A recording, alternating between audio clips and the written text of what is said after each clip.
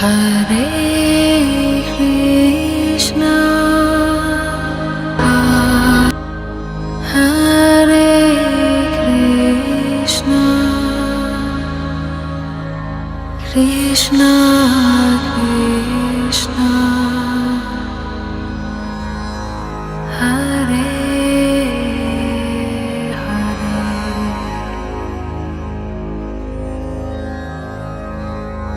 Hare Rama,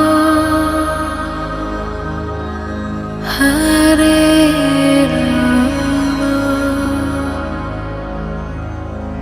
Rama Rama, Hare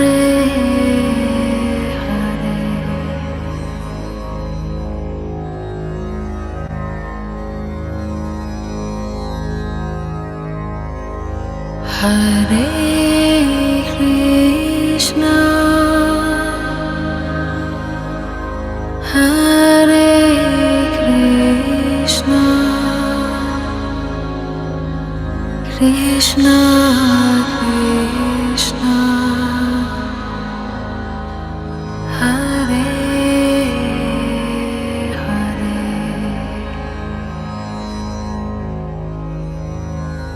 Hare Rama,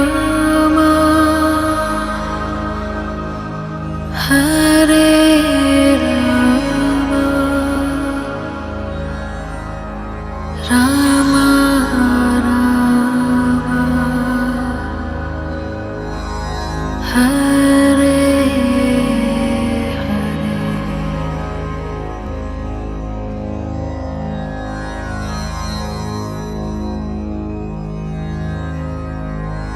Hare Hare Krishna,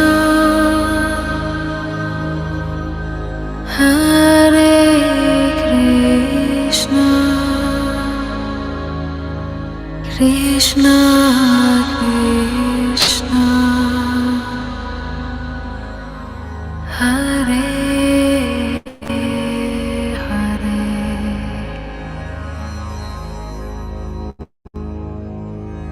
Hare Rama, Hare Rama,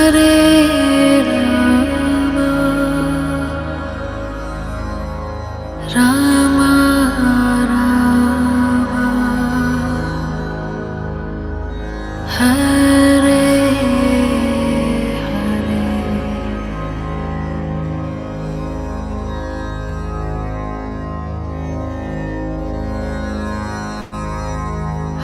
Hare Krishna, Hare Krishna, Krishna Krishna,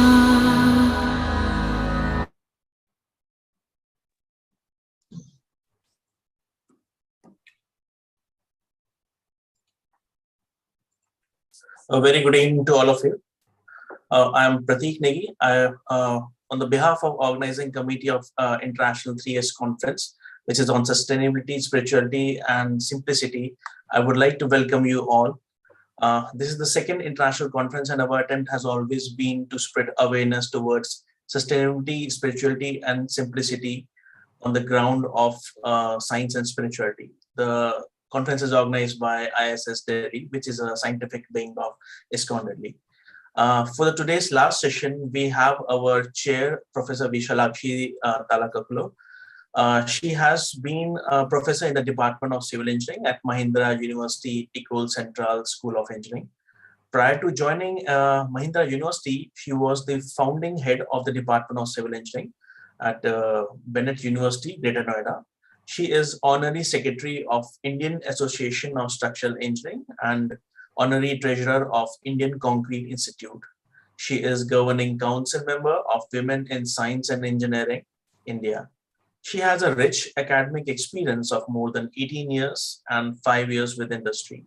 Her research interests include development of sustainable construction materials, green concrete, structural health monitoring using piezo sensors.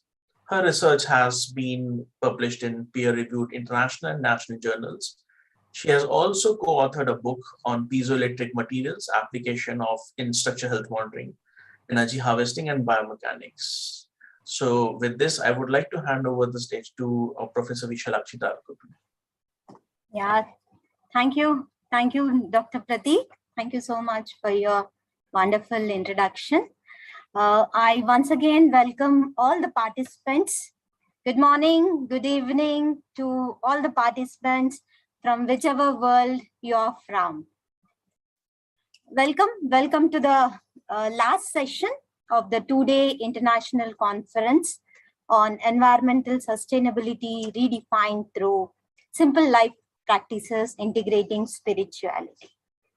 As we all know that it's a responsibility of all the living beings, especially the humans who have the thinking capability and intelligence to conserve the natural resources and practice global ecosystem in order to maintain and support the health and well-being of all the living beings for today and for the tomorrow. So this conference is a small step towards this theme through simple life practices and integrated spirituality. So this session is the last one of the two-day conference. And this session includes two keynote speakers and two papers. And without any ado, I would like to invite our first keynote speaker, Mr. Anuttama Das. Mr. Anuttama Das is the Minister of Communications and a member of Governing Body Commission of the International Society for Krishna Consciousness, a Vaishnava or monotheistic tradition within the broad Hindu culture. He has served as GBC chairman in 2014. He is the chairman of the Mayapur Executive Board, which oversees ISKCON International, headquarters in West Bengal. He oversees a dozen temples in Eastern USA. He has been a member of ISKCON since 1975. He previously studied political science and social science at Michigan State University and University of Michigan. He is convener of Anyal Vaishnava Christian in India and the United States and the Vaishnava Muslim Dialogue in the US. He is a board member of Religions for Peace USA and the advisory board of the Religious Freedom Institute. He is also convener of the ISKCON. Environmental initiative which promotes sustainable and green policies within ISKCON. He travels extensively teaching seminars on leadership and communication and has authored articles on interfaith relations for multiple publications. He has been interviewed by various international media, including BBC, Fox News, Washington Post, etc. He, along with his wife Rukmini, presently lives in suburban Washington, DC. So with this small introduction, may I invite Sri Narottama Das ji to deliver his talk. Narottama Das ji. Thank you very much. It's an honor to be here. I have just a few slides. Is it possible that I can share my screen to show some of those as we go through? Sure, sir. Sure. I think I have the right to do that right now. Let's see how that works. Okay, great. Okay, I don't have a lot of slides, but some. First of all, thank you, Professor, and also I know Dr. Goyal is in the background, and all of the organizers for the opportunity to be here. I think this is a very important conference. We know how great a crisis we're facing regarding the environment, and to have the academic and religious and other communities coming together to discuss these matters is very, very important, a very positive step. I've expanded my title a little bit. You see it there on the screen in front of you. Can Bhakti contribute to resolving the environmental crisis? I wanted to look at it from that perspective. And I'll go ahead and just be reading from a paper and sharing a few slides. So again, thank you all for being here, for allowing me the opportunity to be here. The world is finally coming to grips with the fact that human behavior is the major cause of the multitude of natural disasters we're facing, with more coming our way. As we awaken to realize that without adopting sustainable lifestyles, our very life on earth will become foreboding and nasty. Most people are looking to science, to business, and to governments to step up, take action, and resolve our problems for us. More research, more money, more laws, and better business plans, that is the way of appropriate action, many will say. But I advocate herein that spirituality, in particular Hindu bhakti, the yoga and science of devotion, can contribute to the solutions we need in viable, if not urgent ways. While other systems of spirituality and religion may bring parallel benefits, as a member of ISKCON, the International Society for Krishna Consciousness, I'm most familiar with my own tradition and my community, and thus I offer it as a source of practical benefit for all. I'll concentrate on three areas where I believe bhakti can most help us. First, I'll share a photograph of a newspaper article in 1966 when ISKCON's founder, Srila Prabhupada, first came to the Western world. And this was featured on the front page of a local newspaper called the East Village Other, with the headline, very interestingly prophetic perhaps, "Save Earth Now." I think that's our challenge, is how can we work together to save Earth now? So I believe the Bhakti tradition can help us in three primary ways: vision, agency, and empowerment, and with exemplary acts. Management guru Dr. Stephen R. Covey was perhaps the first to teach that regarding any serious endeavor, we must begin with the end in mind. He wrote, quote, "People are working harder than ever, but because they lack clarity and vision, they aren't getting very far. They, in essence, are pushing a rope with all of their might." You may say there's a parallel. I don't think he made this statement in relationship to the environmental crisis, but it's certainly appropriate. Considering the global environmental crisis, we must ask, what is our vision of the future? Where do we want to go? What really needs to change for long-term improvement? And how do we ensure our actions will have long-lasting impact?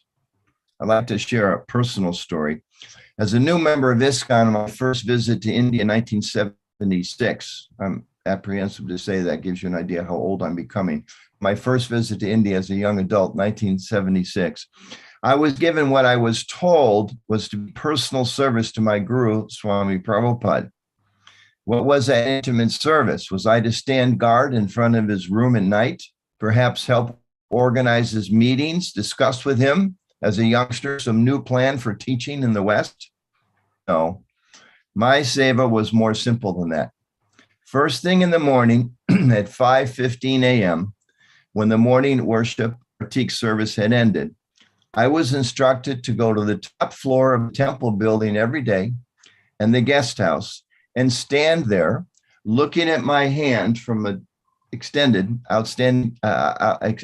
hand as the morning light began to break. And as soon as I could see my outstretched hand, I was to run, not walk, but run down each hall, down the stairs, every floor of that building, and to make sure that every light was turned off as quickly as I could, to make sure we didn't waste Krishna's, God's energy.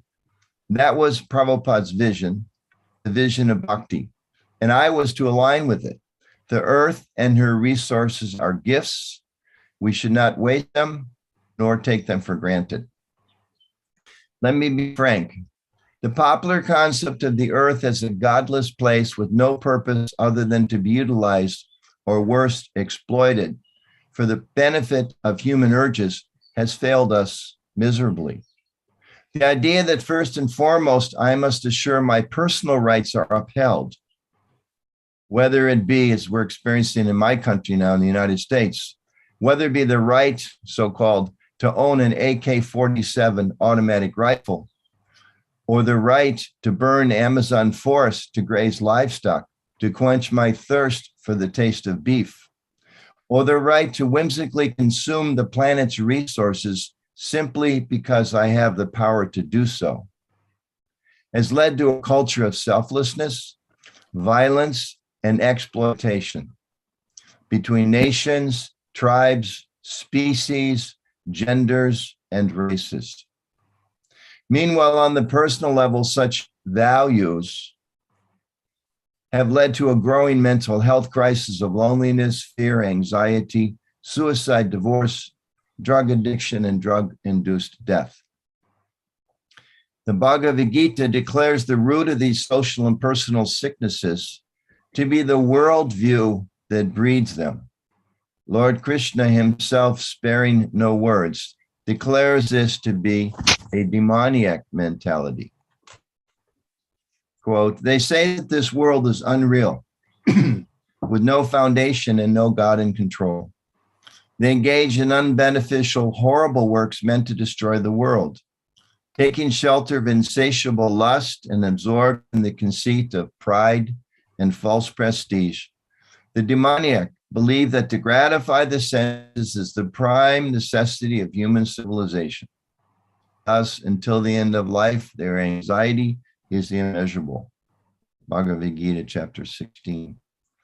While most people only brush against such a demoniac vision and do not fall completely under the dark influences Krishna has described here, these tendencies are on the rise. The impact is seen all around us, where to satisfy our insatiable desires, nations, political parties, companies, and individuals continue to risk the safety and health of the entire world and its peoples in pursuit of impermanent profit. Just as a child may selflessly think that all the toys in the playground are his or hers for the taking, and a person of demoniac mentality ignores the vital needs of others and is almost devoid of any sense of appreciation for the higher, perhaps unseen powers and benefactors who provided the playground or the world for our well-being in the first place. Bhakti offers a different and compelling vision. It is a vision that guides us away from mentalities and choices that destroy our world and ourselves. It is a vision based less on personal rights and more on personal and shared responsibility to care for ourselves, other living beings, and the earth itself. The first step of that vision, the Gita advises, is to understand that the universe is not a godless or a purposeless place. Lord Krishna describes earth, water, fire, air, ether, mind, intelligence, and ego. Altogether, these 8 constitute my separated material energies. Of all that is material and all that is spiritual in this world, know for certain that I am both the origin and the dissolution. And elsewhere he states, I am the source of all spiritual and material worlds. Everything emanates from me. The wise who know this perfectly worship me with all their hearts. Practitioners of bhakti see that God is not only the source of the earth, God is the owner, enjoyer, and essence of the earth. From the 7th chapter of the Gita, Krishna says, I am the taste of water, the light of the sun and the moon, the original fragrance of the earth, and I am heat and fire, and I am the life of all that lives. 10th chapter, know that all opulent, beautiful, and glorious creations spring from but a spark by splendor. Knowing that this planet itself is sacred, that we are not lords of this world, but that the world itself is a gift of the divine, a person with the vision of bhakti naturally declines to exploit the world around us. Just as if we love our parents, we naturally respect and care for the home they provided for us. We don't misuse it or destroy it. Empowered with the vision of devotion of bhakti, one wants to protect and share the gifts of this world in a mood of affection, respect, and humble gratitude.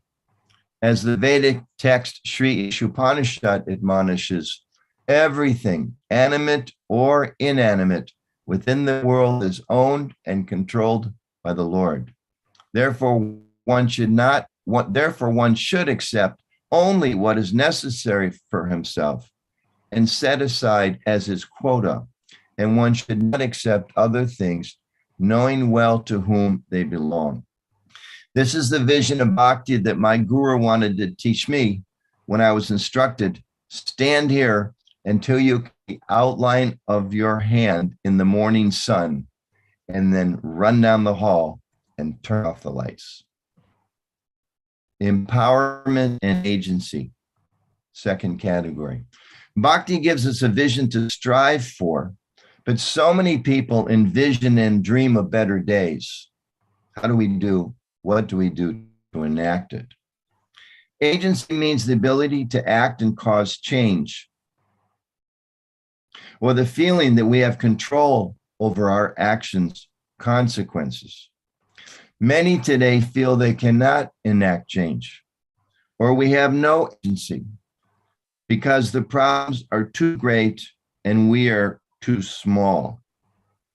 Isn't that lack of willpower one of the greatest challenges we face and try to address the environmental crisis?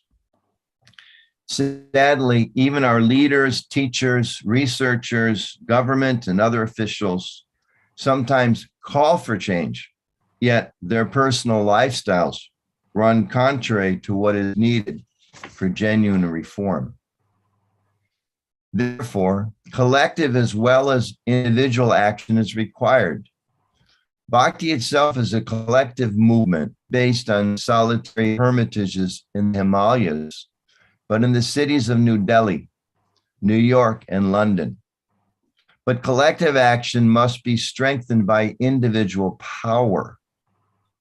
Years ago, Nancy Reagan, the wife of American President Ronald Reagan, told young Americans, just say no, that's her mantra, just say no to drugs. But where do we get the strength, the determination, and the willpower to just say no to drugs, or today, to the intoxication of wanton consumption and planetary exploitation? Where do we get that strength? Bhakti offers the agency and the empowerment of an internal change of heart. It offers a means, a practical means, to develop the self-discipline and internal strength that is urgently required for long-term change and deep transformation, both for ourselves, our communities, and the planet.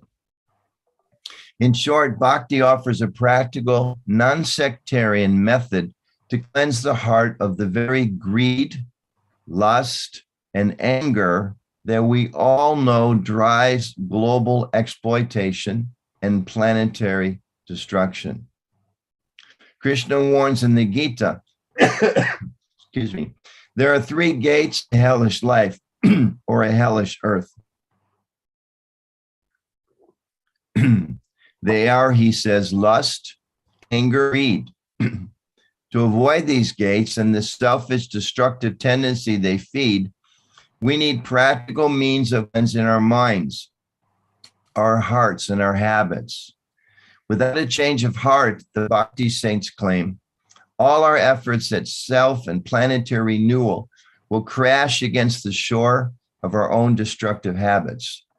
I remember a few years ago, during one of the major economic crises that was hitting around the world, there was an interview on National Public Radio here in the United States, as they often do with experts from many different fields, talking about the economic problems and how people were causing these problems and what type of economic models we needed to solve the problems, etc.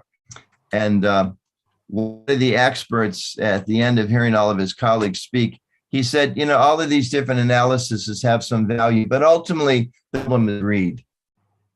There's greedy people who want bigger houses than they can afford. There's greedy companies that are trying to sell mortgages to people that don't justify them. There's banks that are trying to purchase, that are too greedy, trying to purchase those mortgages and package them. And so that is greed. So in a similar way, I believe we need to address these deeper questions of our hearts and our motivation to make a change. And Bhakti says that. Krishna warns in the Gita again, there are three to hellish life, and we need to avoid these. Without a change of heart, the bhakti saints claim all our efforts, self and planetary renewal will simply fail. As taught by the 16th century saint, Sri Chaitanya Mahaprabhu, the practice of mantra especially, that is meditation on the transcendental sound vibration of the names of God, whatever name of God we may choose or be attracted to, cleanses the heart, cheto darpana mar, of all the dirty things that steal our agency and rob us of the inner ability and strength to bring about real planetary change. Science itself has confirmed that meditation brings about peace of mind and stress reduction. To say no to drugs or to the drug of thinking ourselves controllers of the earth requires self-discipline and control of one's mind and one's senses. As Krishna says in the Gita, from wherever the mind wanders due to its flickering and unsteady nature, one must certainly withdraw it and bring it back under the control of the self.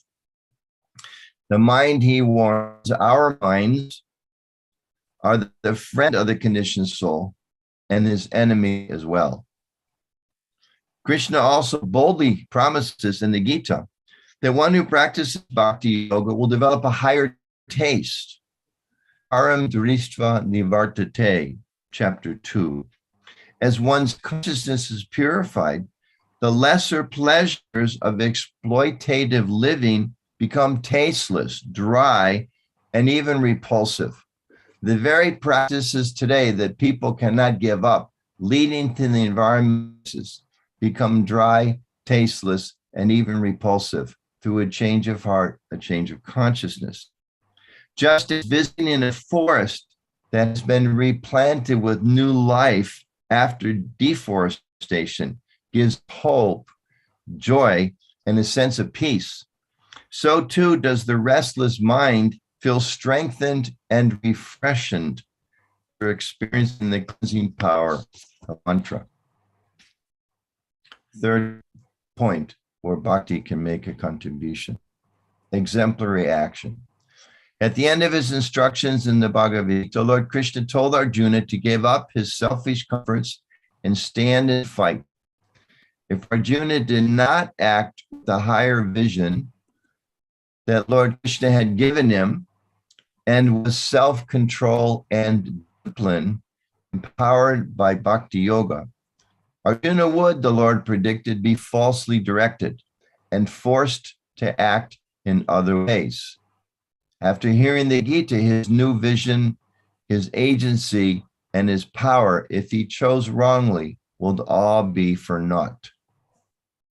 Arjuna affirmed, "My dear Krishna, O infallible one, my illusion is now gone.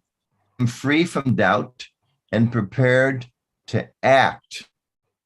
I am prepared to act according to your instructions." Bhagavad Gita, 18th chapter. In a similar way, bhakti calls us to action, to correct our vision, to purify and empower ourselves, and then to act. As an example of how bhakti leads to action, I'll look briefly at some of the practical contributions of the International Society for Krishna Consciousness. First, vegetarianism.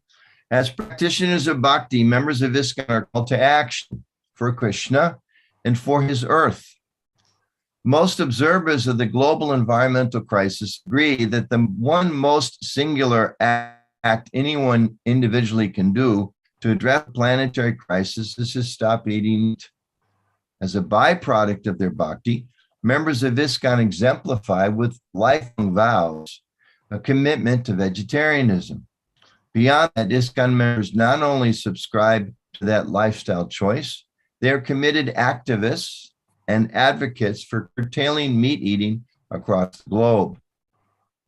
Sunday Vegetarian Feast, since 1966, ISKCON temples have provided free vegetarian feast at our today more than 700 communities worldwide as part of our cultural expression of bhakti. Through these feasts, we introduce many thousands, perhaps hundreds of thousands of new people each year to a healthy, sustainable vegetarian diet. Restaurants. ISKCON also operates perhaps the world's largest affiliated vegetarian and vegan restaurants.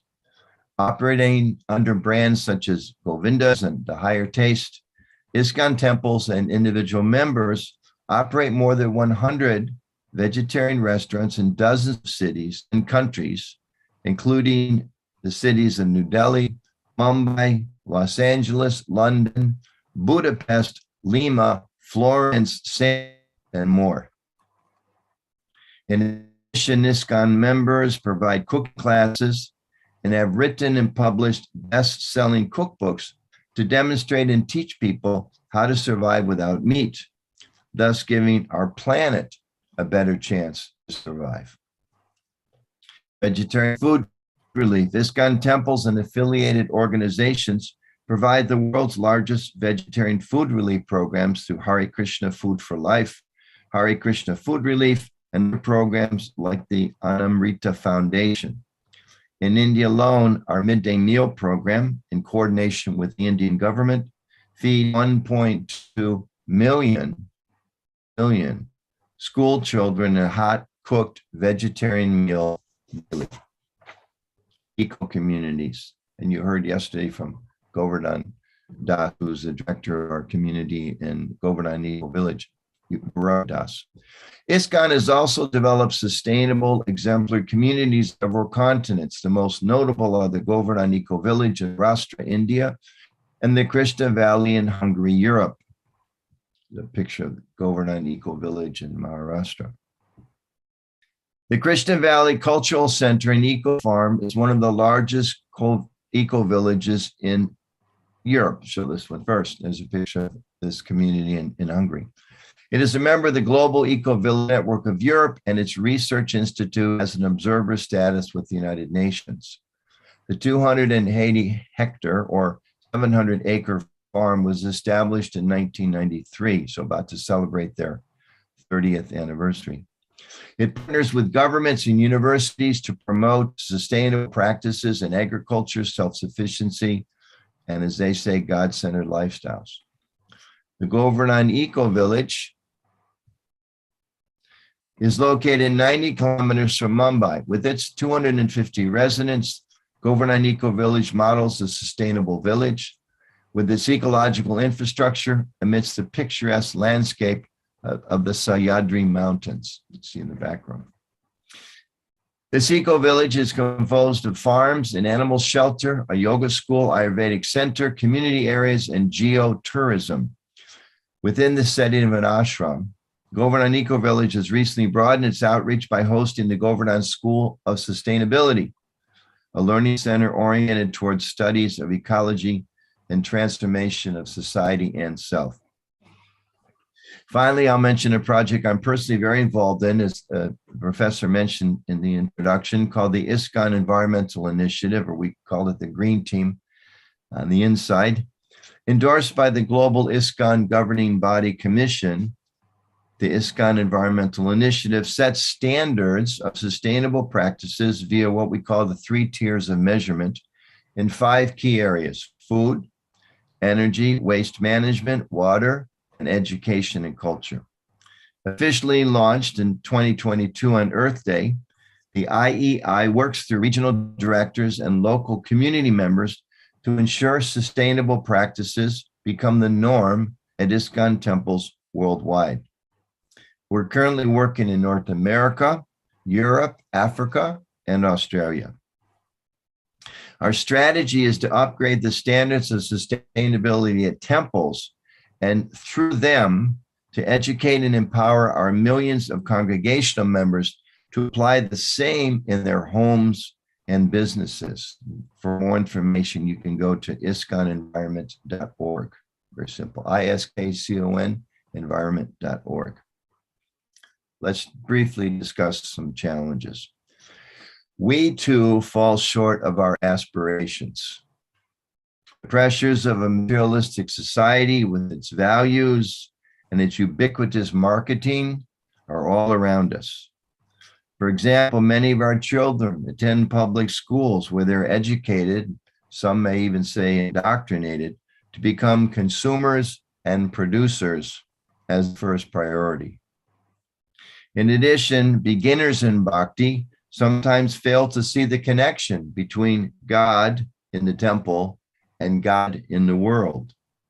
We are attentive to our ideals at worship in darshan, but we fail at home or in the office. Sometimes even spiritual arrogance leads us to think that we're special. And already we're doing enough, even as our planet is being destroyed around us. Some of us may think that because I'm a vegetarian, I'm doing all I need to do my part. Or because I chant God's names, automatically I'm pleasing him. And I have no need to live out that devotion in my daily life through sustainable practices and care for the earth.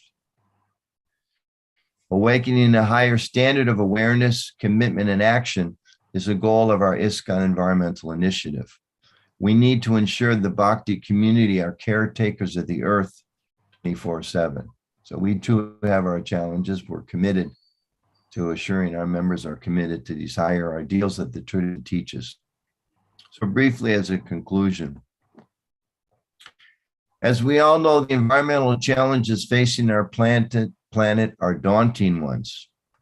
While many answers are known to us, the willpower is lacking. Most will say they wish for a cleaner and healthier planet for themselves and their children, but they lack the vision and internal strength to take the necessary steps to achieve that. Therefore, much more needs to be done. We offer the process of bhakti, the yoga of devotion, as a tool to benefit all of our collective efforts. To summarize, first, bhakti can clarify our vision to move us from exploitation to appreciation, responsibility, and service. Instead of exploiting and controlling the earth, we seek to revere and serve the earth and all her creatures. 2, bhakti increases our personal empowerment and self-discipline to bring that vision to reality. We all have some agency, at least over ourselves as individual actors, but often we lack the willpower, cheated by our minds, our inner greed, and our unbridled senses.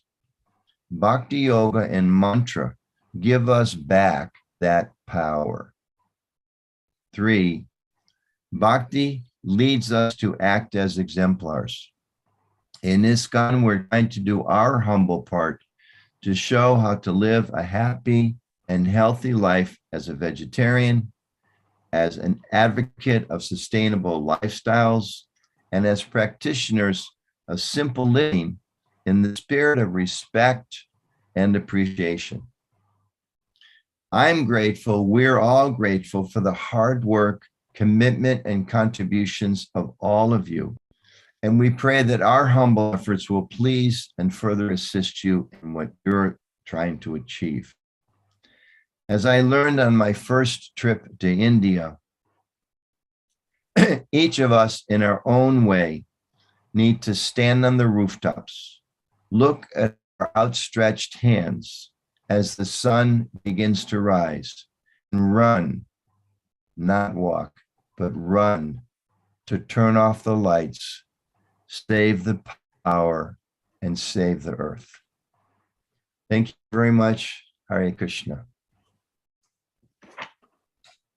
Hare Krishna. Thank you, Sri Narottam Das Ji. Thank you very much for enlightening us about how bhakti can resolve the environmental crisis and explaining about the initiative of ISKCON in leading a sustainable and eco-friendly and a holistic life, being compassionate to the environment as well as to the fellow living beings. Thank you so much. Thank you. So we can take some questions. Yeah, I'll take the Dr. questions. Pratik? Yeah. First of all, thank you so much, Anutam Das Prabhuji. I always get overwhelmed whenever I listen to a story related to Prabhupada. And you started with a very close interaction with him, that how he simply initiated the importance of energy conservation within you. So we have a few questions from our participants. The first is from Mr. Ravi Prakash. He has asked how we can get involved in the green initiative of ISKCON. Is it necessary to be a ISKCON devotee to be able to get involved? Excuse me, that's a wonderful question. Those are the type of questions that our team is inspired to hear. So thank you.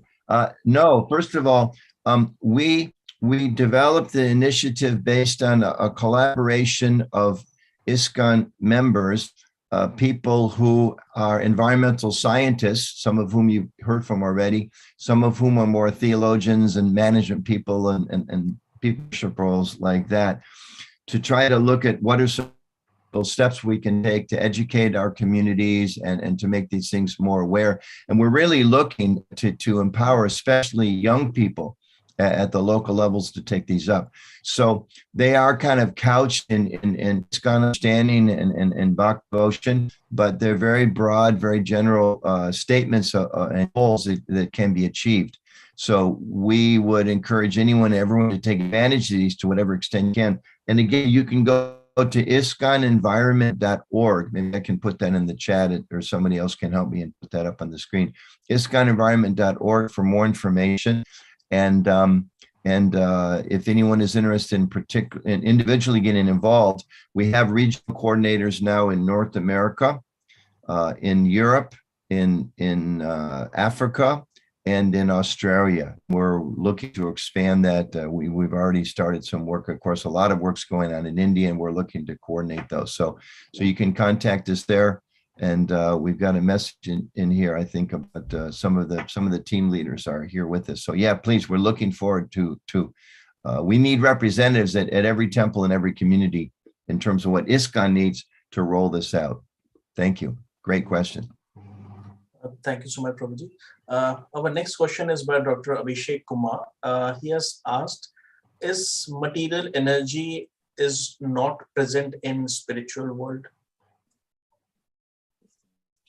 Well, we understand from the Gita that every actually material is emanating from the spiritual, and the spiritual is eternal, and the material is temporary. It's manifest for some time, and then it goes away. It's reabsorbed into the Vishnu, to get a little technical. But one thing that's very important from our Vaishnava perspective, when we talk about spiritual or the spiritual world, we understand, I'm looking as we speak out my window, I look upon a beautiful forest and a small lake and the beautiful greenery with birds flying through the trees. We understand that the natural beauty we see here in its original state, mankind's done a lot to destroy it, but the natural beauty of the world is a region of the spiritual world. When you see pictures of Krishna and he's there in Vrindavan and the rivers and there's the trees and there are birds, whatever we see here, when we do protect the earth, is a reflection of that spiritual variety that's there in the spiritual realm.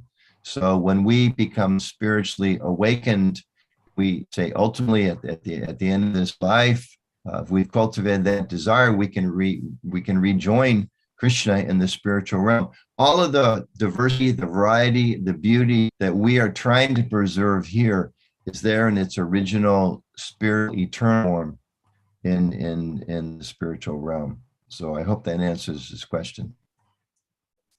So thank you so much again, Prabhuji. Our next question is from Mr. Praveen Kumar. He has asked, how can we incorporate a zero waste lifestyle in our temples? We have seen there are many packaging using single-use plastics like polythenes in our books, plastic boxes, and prasadam. Is there any alternative present? Yeah, well, let me not speak in terms of specific alternatives, because there are, and we need to research those and educate those. But that's one of the goals of the ISKCON Environmental Initiative, is to identify are those practices that we need to do? And he's highlighted a perfect one, which is we may think, okay, we are packaging scripture in plastic and therefore it's okay. Now, I'm not saying there's an immediate solution to that. We at least thinking, okay, it's scripture. This is scripture teaches about using plastic, about the need to protect the earth. So are there ways that we can do that in a more sustainable way? I live outside Washington, D.C. It's not possible for me to walk to all of my destinations or ride my bicycle to all my destinations, but I can minimize my footprint. I can minimize my impact. I drive a Toyota Prius. It was one of the first hybrid cars, 20 something, and it's 20 years old, but I'm still driving that because I'm trying to apply that in my own life. So yes, we need to awaken more awareness about sustainable practices in our temples. And please, again, go to iskonenvironment.org, get more information, and you can send your name in there. We'll be in touch with you. There are practical things we can do, and we need to ask these questions. We're actually asking members of ISKCON and other communities as can to speak to local leaders, local community people, decision makers, and say, are there better ways we can do this? And there are some communities, I've said, to still have single-use plastic uses. I mean, we go to conferences, probably all of you have experience in your own organizations and institutes. You go to a conference and everybody's got a plastic bottle of water. So just to be able to, that's such a simple thing, but just to be able to ask, why are we doing it like this? Why can't we buy 5-gallon bottles that can be refilled? Well, there's many different options like that. But we often think, well, you know, I've been to environmental conferences where everybody ate off a plastic plate and then they threw it away. I think, oh my gosh, what are we doing here? So in the same way, sometimes we go to temples and we hear we have to worship Krishna or whoever, you know, according to our tradition, we have to worship Allah, we have to worship Jesus, Adonai. But in all of our traditions, it teaches that if you respect the supreme divinity, you have to respect the creation that's been brought to us. So to get our values lined up, our actions. Thank you so much, Prabhuji. I have one question from my side. Living in Europe, I have seen that how much consumerism has, you know, occupied us from every sphere of life. And there can be a chance that even if a person can be unaware of, oh, am I doing over consumerism at this point or over exploitation at this point? Just for example, the supermarkets are filled with plenty of glass bottles for those just single use, and the corporates are showing them images that, okay, no, this is a recyclable, but recyclable doesn't mean it consumes less energy. You know, breaking the bottles again and breaking the old plastic again. So at this point, how do you think that, how can we motivate others? Because we being thinking on those lines, we are very less on the population. And in the time of democratic world, if someone is of demonic nature and if they are at the larger population, they are going to win at the end. So how do you think that we can come up to a balance for this? There's a wonderful quote, I believe it's Margaret Mead, the anthropologist, who said, never think that a small group of committed people can, never doubt the small group of committed people can make a change in the world.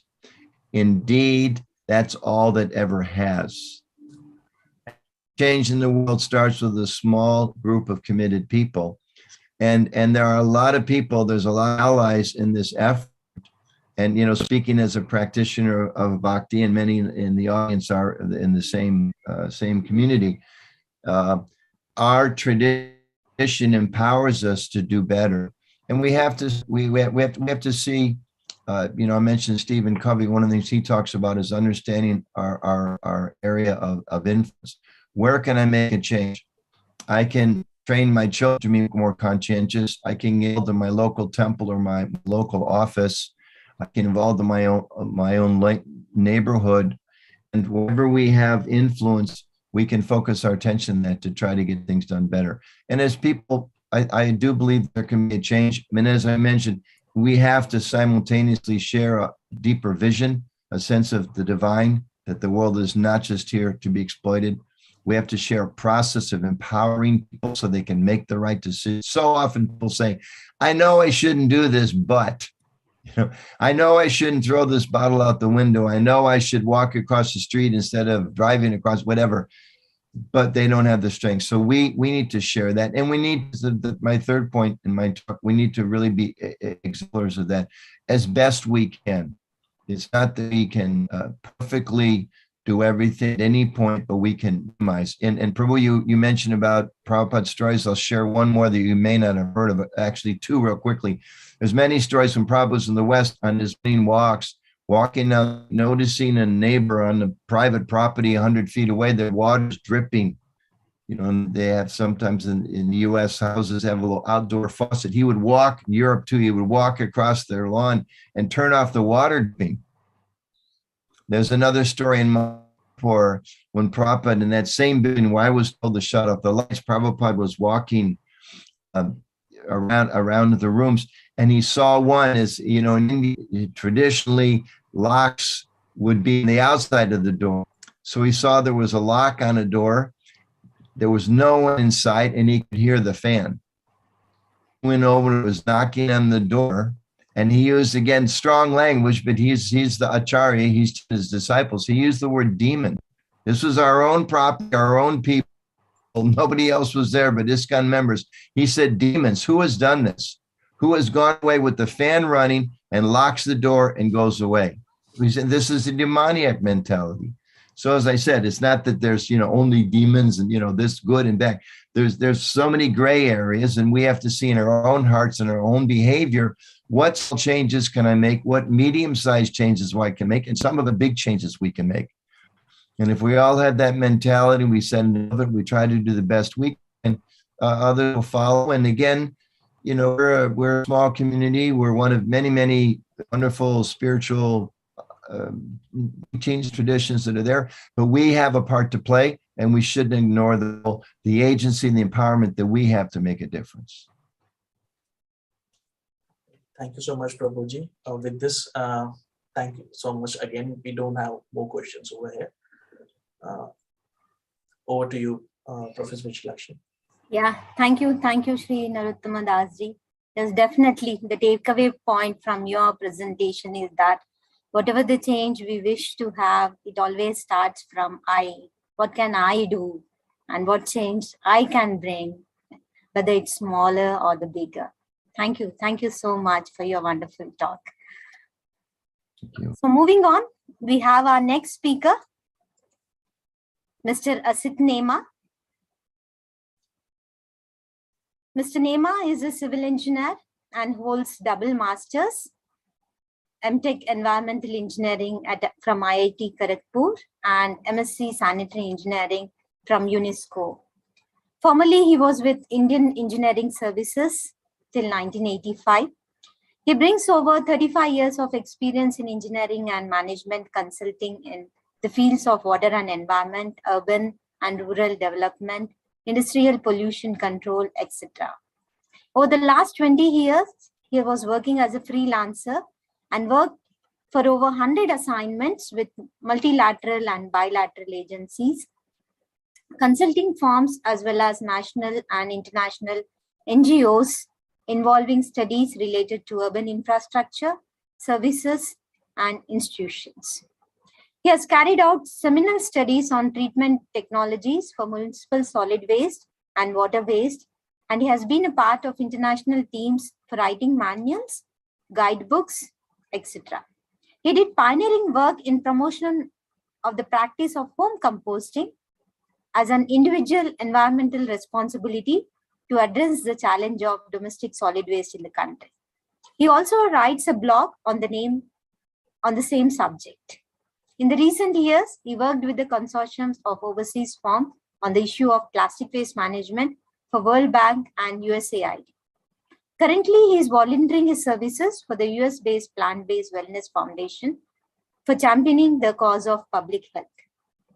For the last 22 years of his association with ISKCON, he received initiation in 2015 under H.H. Gopal Krishna Goswami, and his spiritual identity is Asima Narottam Das. His current interests comprise acquiring deep understanding of Krishna consciousness and spreading the teachings of Bhagavad Gita for guidance to the younger generation and the society. He likes to write on the subject of spirituality and consciousness as well as deliver talks on related topics. He has widely traveled both within India and overseas and is very much passionate to visit the places of religious interest. With this brief bio, may I request Mr. Narottam Dasji to deliver his talk. It's yours, sir. The platform is yours now. You're on mute. You're on mute. Kindly unmute yourself. Yes. Yeah, hi. So, Hare Krishna, good evening. And Yes, good thanks evening. very much, Professor Vishalakshi, for your kind words of introduction. So, before we start, I would like to thank Institute for Science and Spirituality to give me this privilege, the opportunity to share some thoughts. My presentation, wait a minute, let me share the screen. Here we are. Okay, you can see my presentation? See my screen? Yes, yes, absolutely. Okay. So, yeah. Let me pay my obeisances to my guru. Om So you can put the slides in the slideshow mode, Sorry? Mr. Asit Nema. Yeah. And you can keep the slides in the slideshow mode. Yeah, I will do that. I will do that.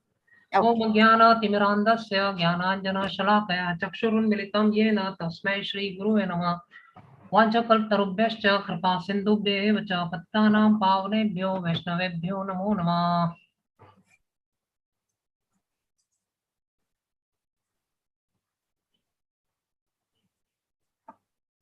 So my presentation title is an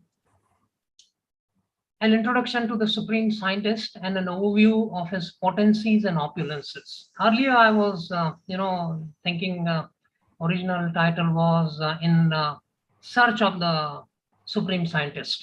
But then while preparing, I refined it and I felt that I should upfront introduce Krishna and no suspense.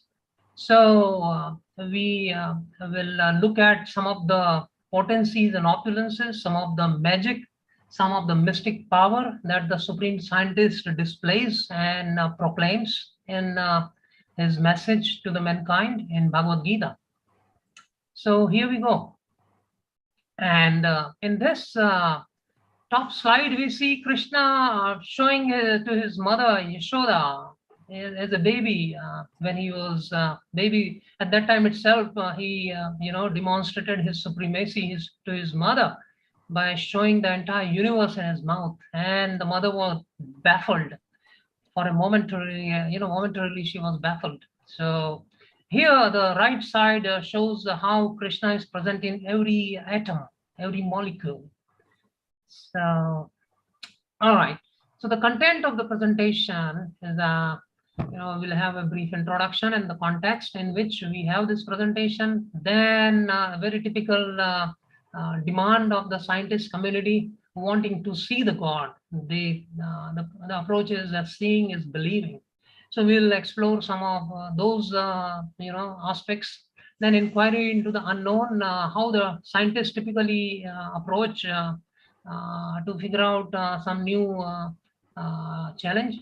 Then we look at briefly the Big Bang and how it all began. Then we look at the fine-tuned universe and a human being within that, how we are working as a fine-tuned machine. Then quickly into the creator and the operator, who is the brain behind the entire fine-tuned universe.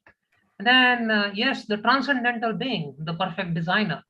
Okay, and some of the leading scientists, what have they got to say about the Supreme Scientist?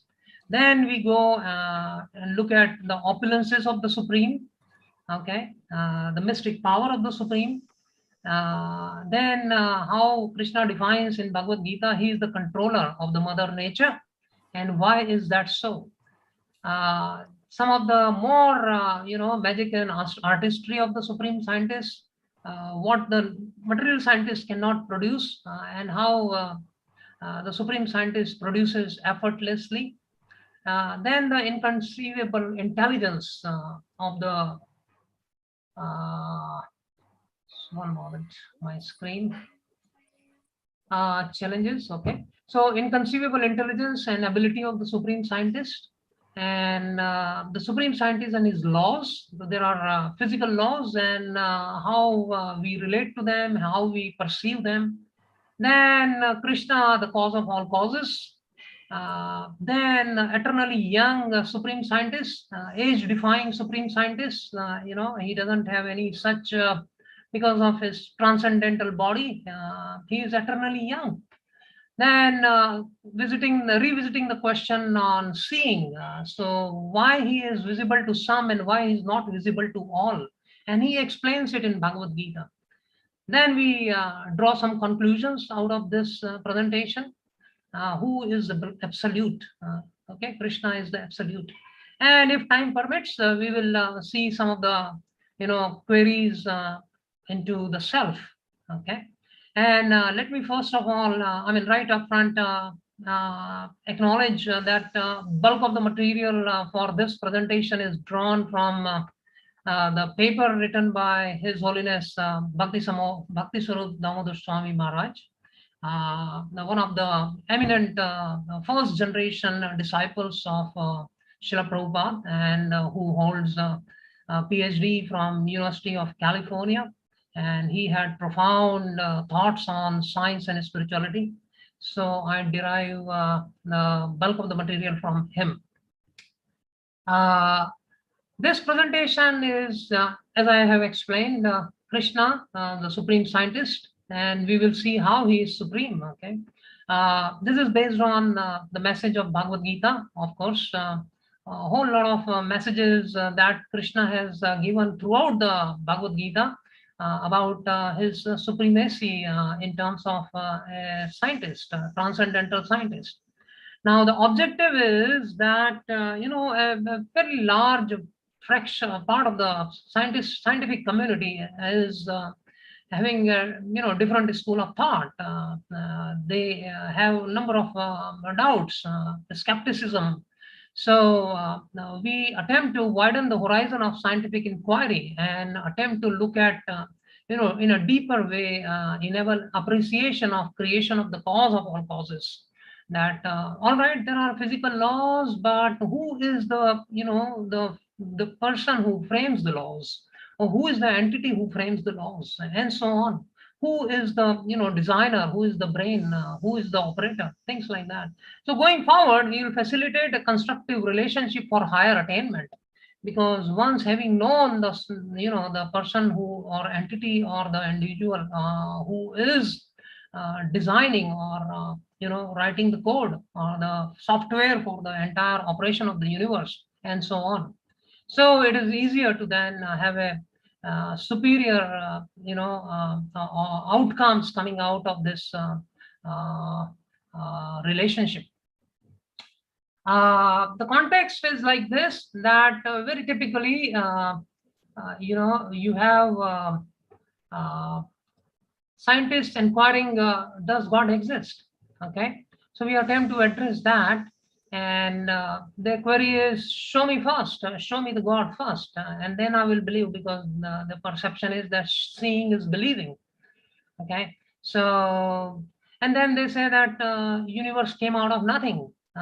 So how could a huge universe could come out of nothing? If you look at the the law of conservation of mass, the mass would come out of mass. So the source of the mass, we have to look at the source of huge mass that has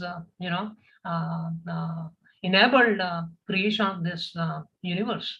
So then the next doubt is that it's all the work of the mother nature. But then who is the father of the mother nature? Who is the master of the mother nature? And that Krishna explains in Bhagavad Gita. So Mother Nature is not the end, it's the energy. We will see that. Then the laws of physics govern the universe, but who like the constitution, the laws of the constitution of a country govern the behavior of the people of the. But who are the framers of the constitution? The constitution doesn't come on its own. So similarly, the laws, whether it is laws of physics or laws of whatever else domain. Who is the framer? Who has created these laws? So this image on the right, basically Stephen Hawkins brought so many of these similar thoughts, and he was one of the eminent representative of this school of thought. So sometime in 1988, he said there is no God, and after he passed away, some enlightened, devoted, Krishna conscious or God conscious person said there is no Stephen Hawking in 2018, and we are still talking about God. We are still talking about God, and we will continue to talk about God for centuries and centuries and millennia. So, as Srila Prabhupada says that the real scientist is one who knows things as they are. He has realized the non-material nature of the self. Scientist doesn't mean that you are only entangled with the material dimension of investigation or research, transcending above the material and looking at the non-material aspect of it. So, exploring questions that beyond the laws, who is the framer of the laws? So, as I said, want to see the God. Now, scientist wants to see the God, and then only he would say that, okay, I can now have my belief, all right, I now trust that God exists. Otherwise, they say God doesn't exist. But then, you can also, because if you can't see, then you can also draw the conclusion that, okay, the entity is transcendental and therefore is transparent. So my material vision will not enable me to see something which is absolutely transparent, and that can be possible, So the material rays of the light don't get reflected from him, and therefore I can't see him, or my vision is not so profoundly empowered. So is seeing the only way of believing? Again, see, in Bhagavad Gita, in Mahabharata, Krishna displayed his form to Duryodhana and company. But they said, no, this is a magician. He is trying to put us under illusion. So we don't trust him. We don't accept him as God. So the thing is that even if God comes in front of you, you will not recognize him. You will continue to challenge him because our, we are under illusion. Our senses are not perfect. So even if God comes in front of us, we will not accept him. We will not recognize him. So for example, Jesus Christ was here and he said, I'm the son of the God. And those guys, what they did, they crucified him. So look, even if he proclaimed that I'm the son of the God, they crucified him. So how, even if I produce God here, I request him to come and display his form, people will say, well, we don't recognize him. So what is the proof that this man is a God? So that's why so many other people who have no such power start claiming that I'm the God. And unfortunately, many, simple-minded people accept them as God. So that's another story.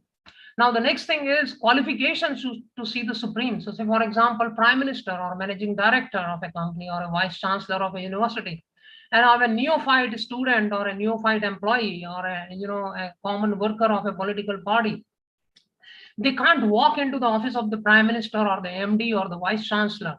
They have to have a qualification. They must be empowered. They must be pre-qualified. Then only they can go and see.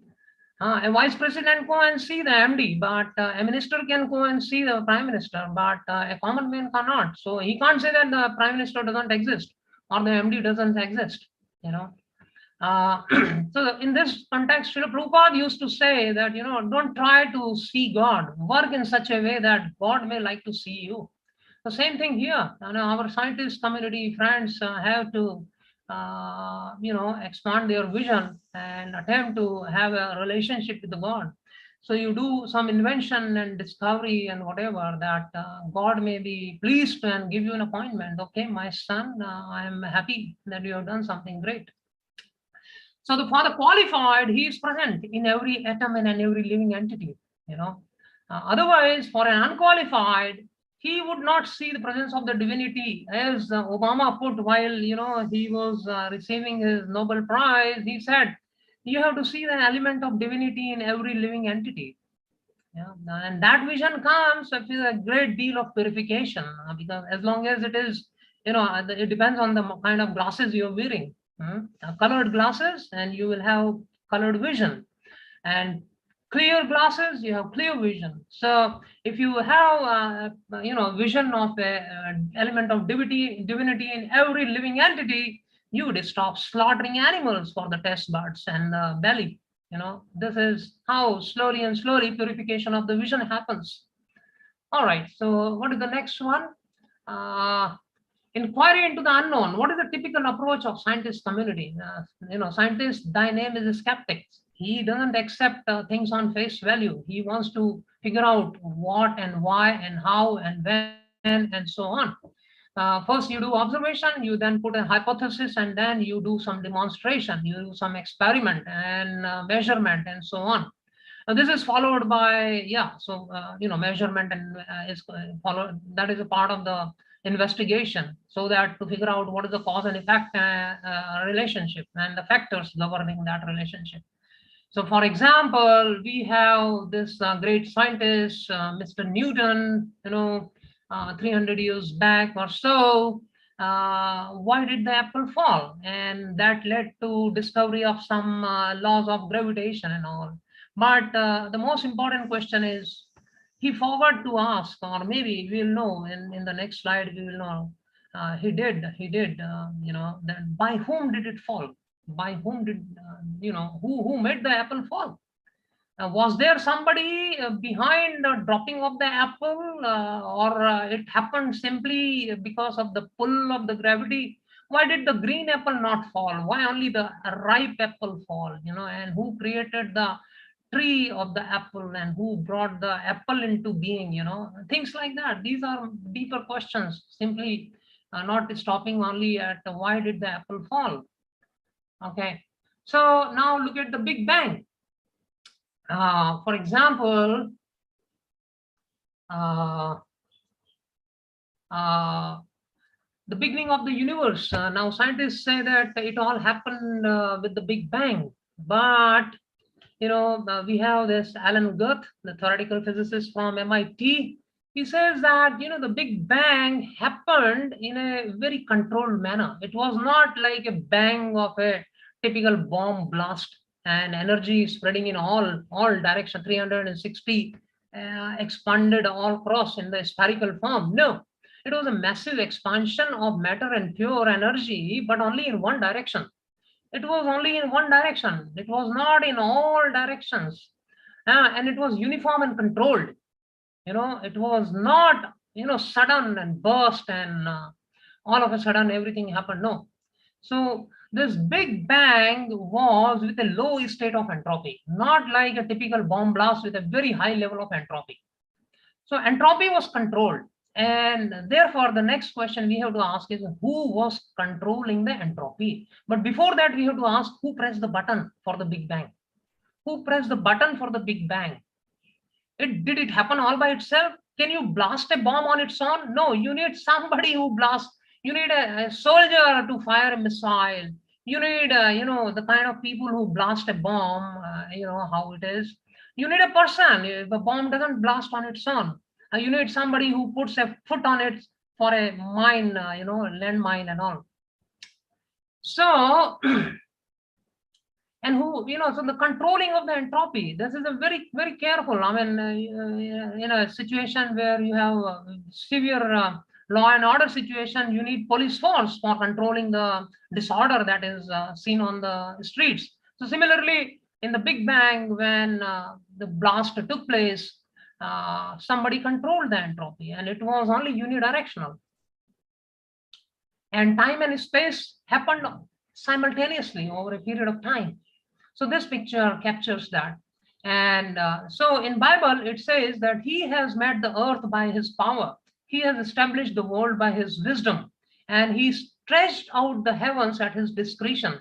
So it is like, stretching like a curtain. You stretch a curtain, open the, window let the light come in. So similarly, it was like, God is stretching the expansion of the matter and the energy for creation of the universe.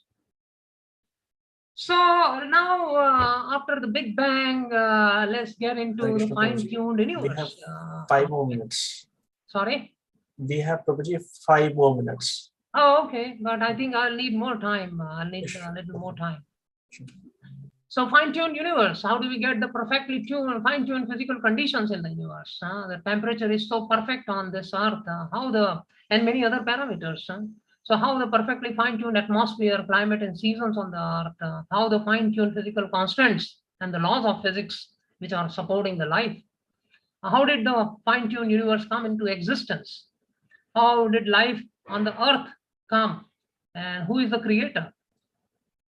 How is the intricate material and material world and the universe working like a perfectly oiled clockwork, and who is operating it? Who is the pilot for the entire universe? Like you need a pilot for an aircraft, but you have so many planets revolving. Then who is enabling their rotation in a perfect way? The fine-tuned human body. Yeah, the heart is working perfectly, the eyes are working perfectly, they are designed so perfectly, the brain is processing huge amount of data so perfectly, and the memory, it is enabling us to remember so many things so nicely. Similarly, now the lungs are enabling us to breathe in and breathe out so perfectly. Take this case of, the mother, the moment a baby is born, the right next thing is the breast milk starts coming, but before that there was no milk. So how did that happen? Who created that mechanism? Did it happen simply by itself, by Mother Nature, or there is some designer, biological designer? And how just the food, the milk, food gets converted into milk, and how it's only the woman who can produce the milk. Why the men cannot produce milk? How the cow after eating grass can give you milk, but you cannot produce milk. Scientists cannot produce milk in the laboratory. So these are some of the fundamental questions to ask. The universe and the solar system, like as I said, there is a perfect pilot who is enabling revolution and rotation of so many planets around the sun, and the earth and the moon are on a perfect distance from the sun. Temperature is exactly perfect. So many galaxies are there one by one. The speed of light is constant. Gravitation force is constant. The rotation and revolution of earth is constant. We don't have 25 hours in a day or 23 hours in a day. This is absolutely constant. So how does that happen with precision? Who is there behind all that? The creator. Now, so there is some creator. Einstein said once that there is a perfect brain behind all the natural laws. So who is that? Who is that perfect brain? The brain can be in the skull, and the skull is for the human being. So there is somebody who is a living being. In Newton's view, a transcendent being of immense power created gravity to act on the planets and caused them to follow the same center point ordered by the laws of physics. So who is that super intelligent designer, engineer, and operator behind this fine-tuned universe? So Newton said in his Principia that the true God is living, intelligent, and powerful being. His duration reaches from eternity to eternity. His presence from infinity to infinity. He governs all things and knows all things that are or can be done. He is not eternity and infinity, but eternal and infinite. So that means he is an individual.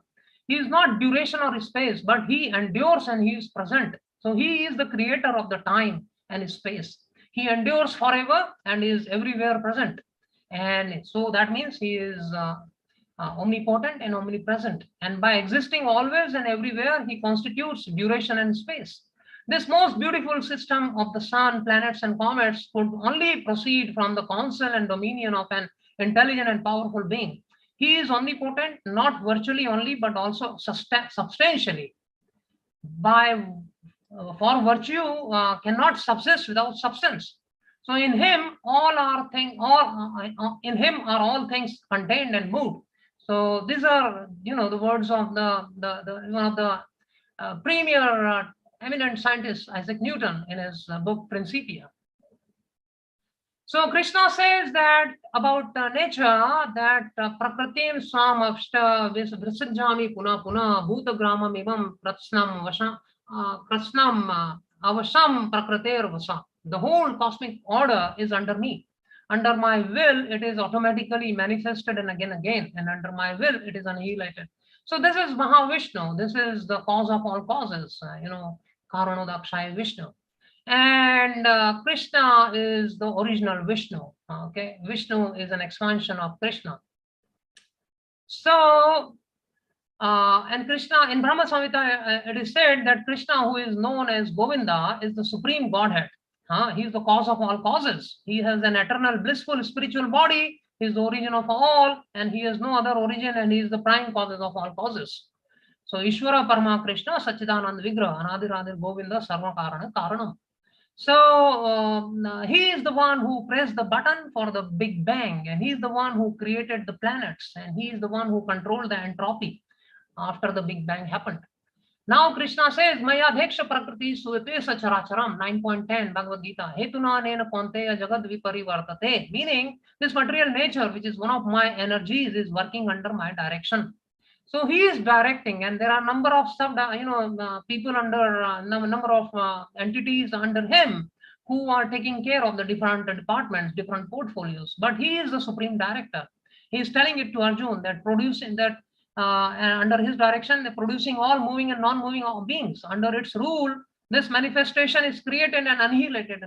So, and then he says that if I did not perform prescribed duties, the whole world will be put to ruination. So he cannot take rest. He's working 24/7. All the time he is working.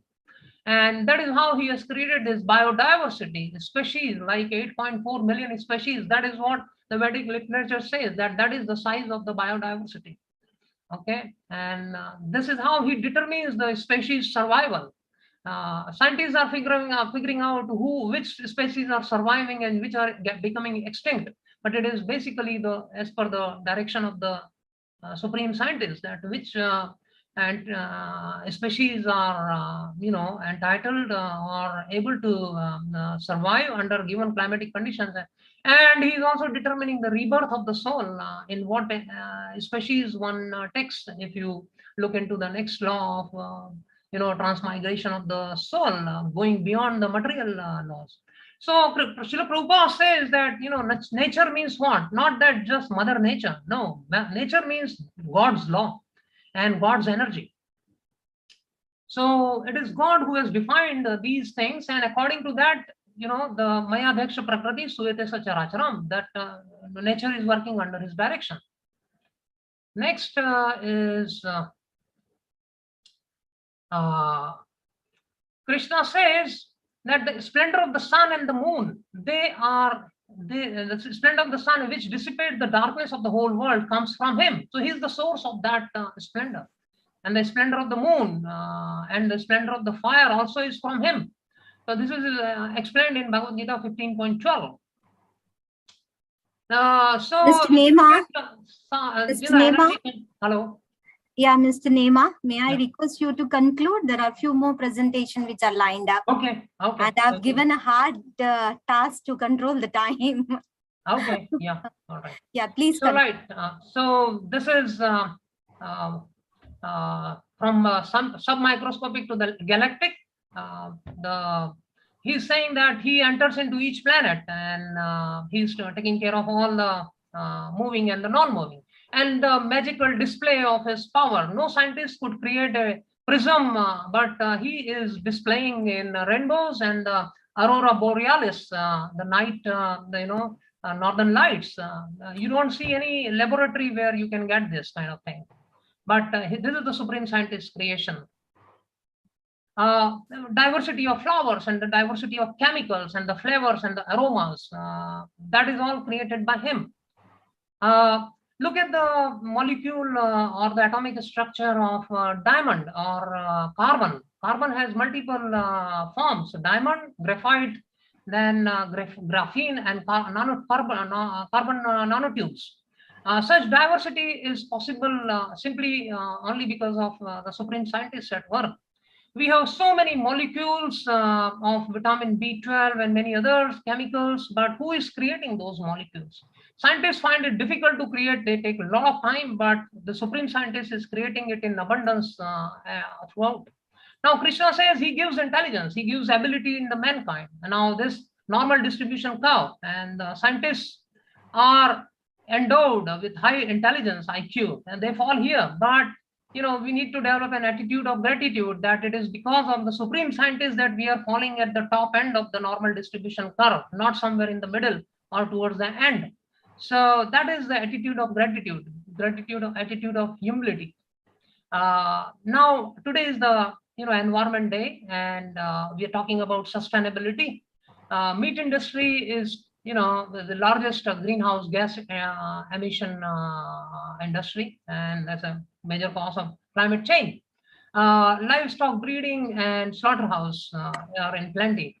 So why material scientists are not able to develop a chemical which can suppress the taste for the meat? If they are concerned about climate change, if they are concerned about greenhouse gases, why the research is not happening for suppressing the desire for meat consumption? Okay, let's jump the slides. These are some more wonders of the creation of the scientists. The laws established by the supreme scientists are perfect. They are not changing like every day. We, from time to time, we see there is a new research and that negates the previous research. So now here, like Krishna, the mystic power of Krishna, he lifted Govardhan, meaning he nullified the law of gravity momentarily for the sake of the community. He increased his weight phenomenally to remove one of the demons. So he was a baby, but his weight increased so much that the demon fell down. So that's, playing with the G force. He is inconceivable. Next thing is, again, he made the stones float. So again, he is inconceivable. Now here, so why did the apple fall? Why it was not the ripe, the raw apple, which, why it was only the ripe apple? So Krishna says, Arjuna, I am the generating seed of all existences. There is no non-being or unmoving that can exist without me. He is the cause of all causes. Then, okay, Krishna says, I am the generating seed of all existences. There is no being or, there's a repetition. He is the cause of all causes. Know that I am the original seed of all existences, and the intelligence of the intelligent and the power of the powerful. I am the wealth. There is no truth superior to me. Everything rests upon me as pearls are strung on the thread. So he is the supreme controller. He is the supreme scientist. Okay, let's jump some of these. He is eternally youthful. He is defying age. He doesn't age. He is always youthful, always cheerful. And this is the definition of God. Eshwara sarmagrasya viryasya yashasha shriya gyan vairagya cheva sannam bhaga tingana. He is full of 6 opulences. And no other scientist has all the 6 opulences. He is the supreme scientist. He has abundance of all the 6 opulences. What is this one? Wanting to see God, revisiting that question, but he is not visible to all. He is visible to only qualified ones who have pure vision. Krishna says that he is never manifest to a certain category of people. For them, he is covered by his internal potency, and therefore they do not know him, that he is the unborn, infallible, and the cause of all causes. Okay. He displays his Mr. various Nema, forms. please conclude. Okay, in a minute. Conclusions. All right, we have come to the conclusions. Man's vision in all directions is extremely limited by the inadequacies of his senses and his technology and his intellect. Material scientists will never be able to fully discover the secrets of nature, which is the product of creation of Krishna, the supreme scientist. The secrets of the universe cannot be unfolded by the tiny brains of material scientists. No one can deny existence of the supreme scientist. If you recognize the mystic power of the supreme scientist, if you have a deeper appreciation of his supreme power. Krishna is the proprietor and the knower of everything. And instead of denying and challenging the existence of the supreme scientist, the Lord Krishna or God, it should be the prime duty of the entire scientist community to appreciate the inconceivable brain of the Lord and his wonderful manifestations everywhere. If one knows the absolute truth, then all things become known to him. That is what Srila Prabhupada says. All right, I think with this, I will come to the end of this presentation, and we'll discuss if there are any queries. Thank you very much. And sorry for taking 10 minutes extra, but Supreme Scientist, his magic is so profound that it cannot be captured in 30 minutes. So, but anyway, thanks very much. Thank you so much, Prabhuji. I wish we could have taken all the questions, and I wish we had more time to talk with you on this topic. Thank you once again. I'll share your contact details with the participants, and in case if they want to quench their questions first, they can directly contact you. Thank you once again, Prabhuji. Yeah. Thank you, Mr. Nema. Thank Yeah. you so much. Yes, we can understand that. See, this is a very small time in order to look into the opulences of the Supreme Scientist. We all can understand. Okay. Thank you so much for enlightening us with your talk. Thank you. Yeah, my pleasure. Thank you. Moving on, the next speaker would be Mr. Prashant Rajulkar. Mr. Prashant Rajulkar is from Toronto. He would be presenting on the topic, the concept of zero waste, strategies involved in getting towards zero waste, and how industries has accepted this challenge. So may I request Mr. Prashant? Hare Yes, Krishna. Prashant. Yes, Prashant, Thank you you. can deliver your talk. Okay, I'm going to share my screen. Let me know if you can see it.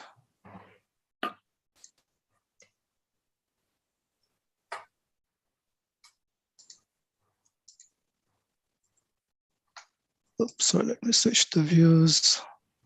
All right. Okay, can everyone see the screen? Yes, yes. And I'm loud and clear? Okay.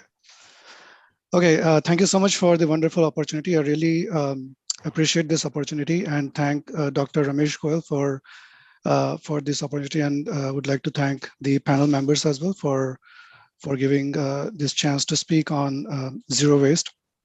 Just a quick introduction for myself. Again, my name is Prashant Rajulkar.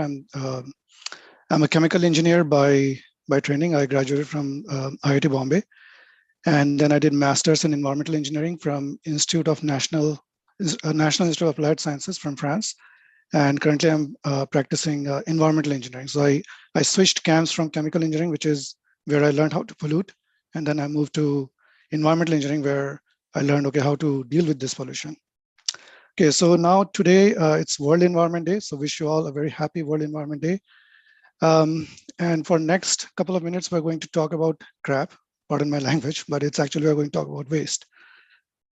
So the concept of zero waste, what is it? What is zero waste?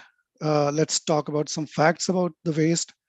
How do we achieve zero waste, and what's happening around the world when we talk about zero waste? And is this something which is more like a utopian thing, or is it something which is achievable? So we'll dedicate some of the slides on that. So before we get into the topic, let's look at what exactly we're talking about. Like what's the secret life of the garbage? So you can see here on the left-hand side of your screen, the garbage is generated, and typically it would go through its own life cycle. Like, similar to living entities, we go through a number of different bodies. So similarly, garbage also goes through different incarnations. So it will go to some sort of a transfer station where it will be sorted out. It'll go. Some of the portion will go for recycling. Some of the portion will be recovered. Some of it might be incinerated to generate energy and whatnot. And you'll see that eventually some of the portion which was recovered and recycled might again come back to us as consumers. So if we look about some of the facts, each year, approximately 250 million tons of trash is generated per year. It's a lot. And to give you some context, especially North American context, it's enough to cover the state of Texas 2 times. And again, not to put Americans on this talk on spot, but typically an American would produce enough aluminum for the year to build one car. To build a number of cars in 1 year. So that's the amount of aluminum that's being generated as waste. So anyway, so basically, when we talk about waste, we do recognize that a lot of it is captured, but there is a significant amount of garbage which is not captured, and eventually it ends up in different parts of the earth, specifically ocean. And you can see these circles where garbage from one country can lead into another. And this is especially garbage we're talking about, like plastics and other debris and floating type of garbage. So they basically ride on the ocean currents, and now we're talking about intercontinental, inter-country issue. So let's talk about who generates most waste. Unfortunately, countries which are very developed, they do end up generating a lot of waste because I think we heard so much in different talks yesterday and today as well that today's society has become very consumer centric. So as a result of that, we do see that there's a lot of waste that's being generated. And here are just some facts and figures on the countries that do generate a lot of waste. So you can see the ones that are in dark brown, they do generate quite a bit of waste, and leading them is US, following US is China, Brazil, Japan, and Germany. So let's talk about what exactly is zero waste. So according to Toyota, you might have heard in different talks or different research material that Toyota, which is they're into automotive and a lot of other manufacturing as well, they define zero waste as if they are able to divert more than 95% of waste away from landfill. So they define that, okay, they have achieved zero waste.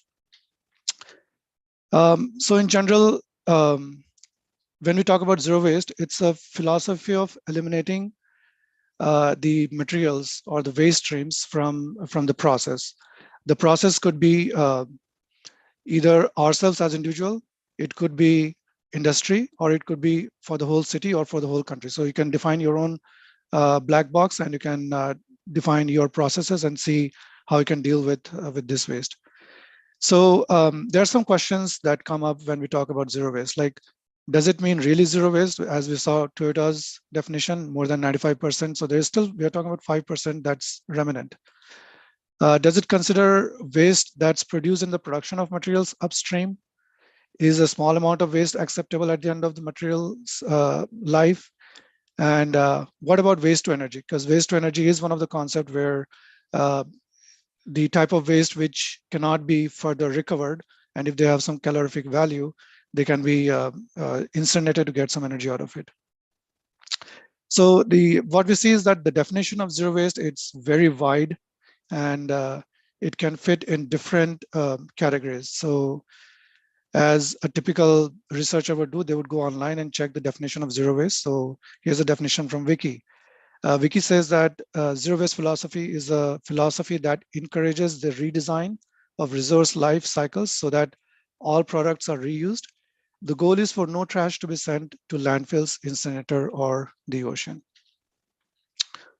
Okay, so I'll just quickly go through these. Okay, so basically, when we talk about zero waste, we try to look at all the resource streams, and we try to eliminate and maximize the waste, maximize the stream. So for example, if you're talking about energy, we would talk about close to 100% efficiency in energy, although theoretically it might not be possible, but as much as possible, as Anuttama Prabhu mentioned in his talk, that Srila Prabhupada would not like wastage of energy. So that's a simple example.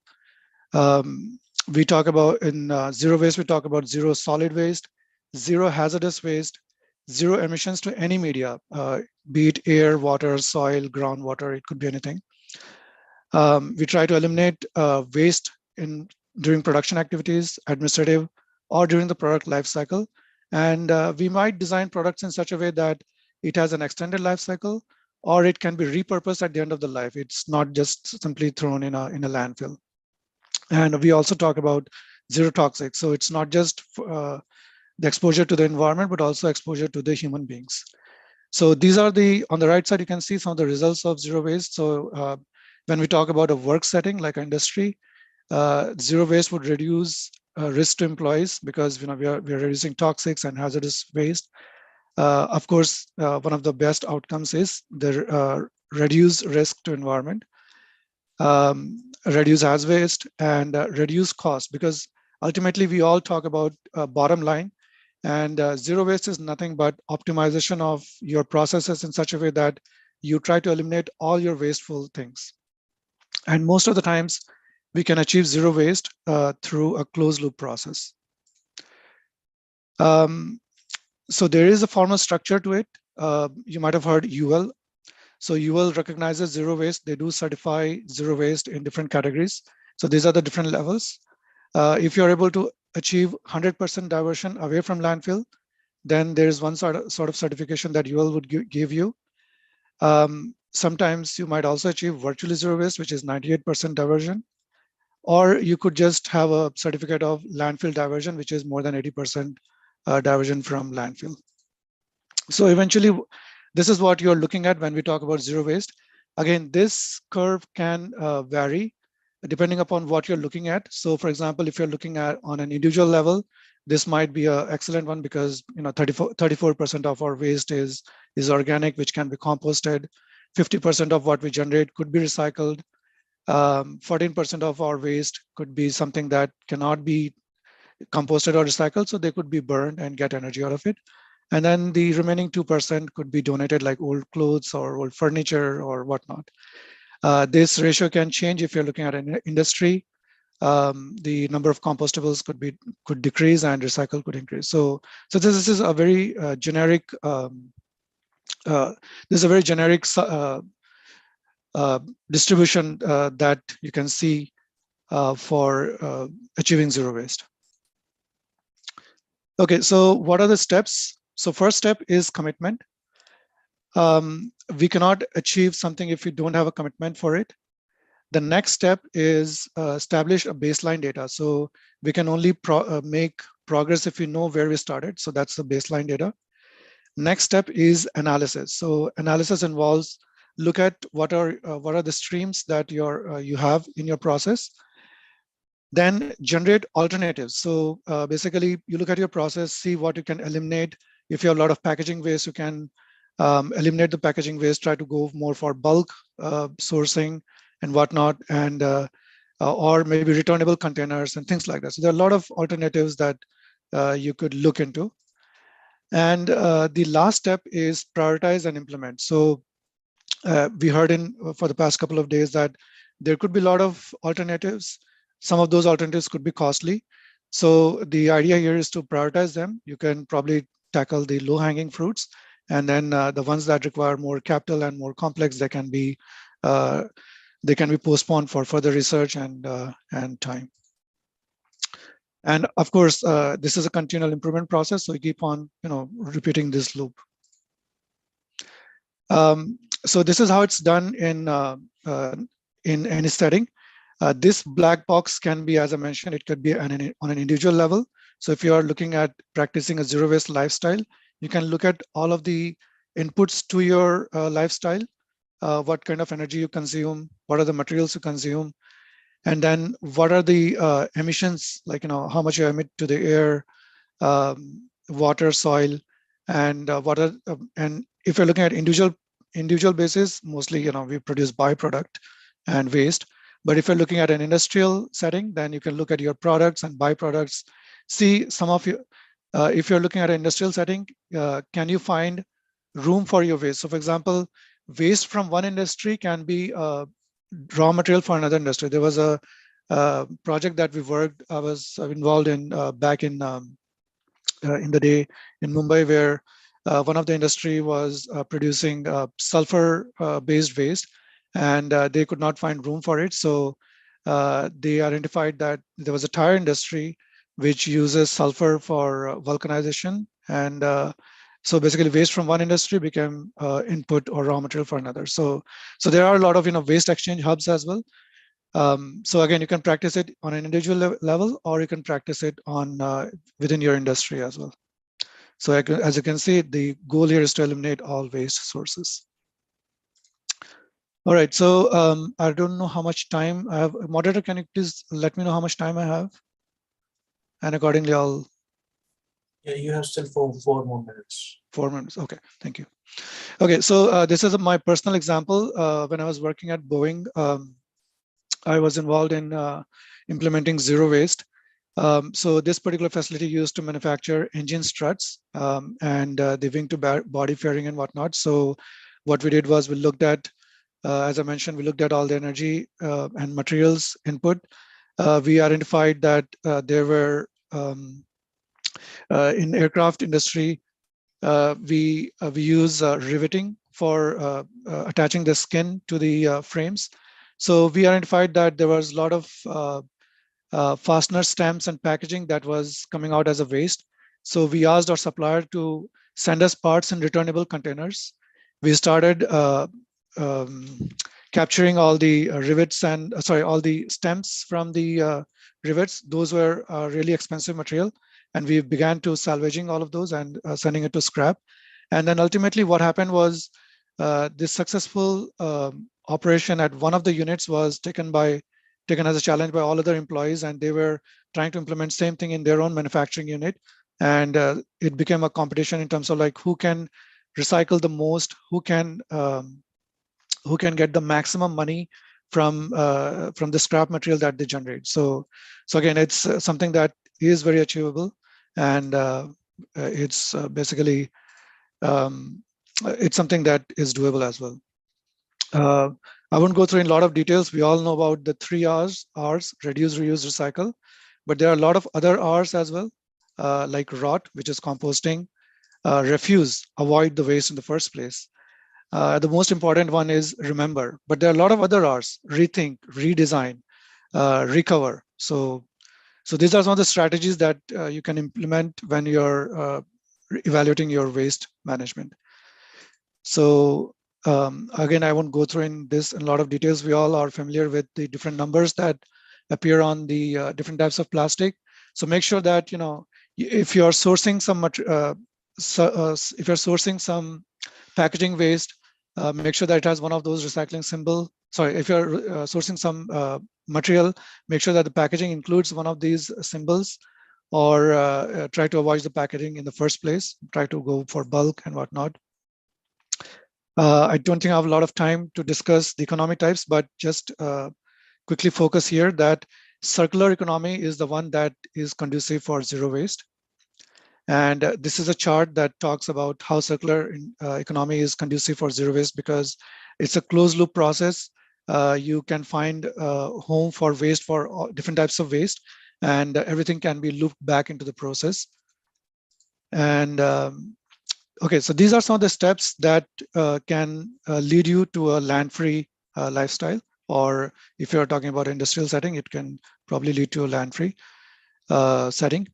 So first of all, as I mentioned, track your waste data. Define your goal. If you want to divert 80% away from landfill, 98% or 100%.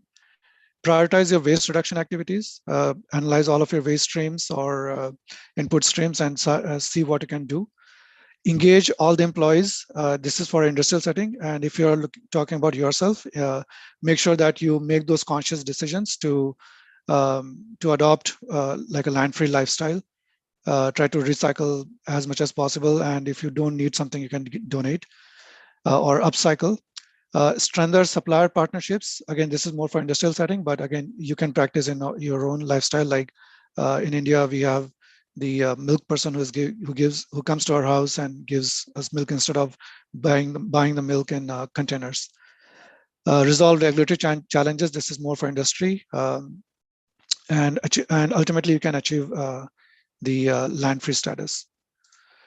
I'll just quickly share my personal story. I used in the city of Toronto, there is an incentive that for this big bin, you'll be charged $350 every 2 months.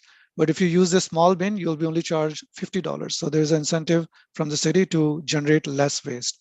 So actually, I did went from as I mentioned, monitor your waste. So when I saw that I hardly fill up this bin, I got rid of this bin and went to the smallest bin.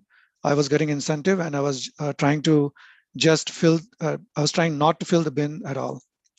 So I'll just quickly show you some examples of the zero waste leaders. This is the amount of waste that they generate. For example, Erin, she generates the bottle full of waste in 6 months. Like, this is her lifestyle.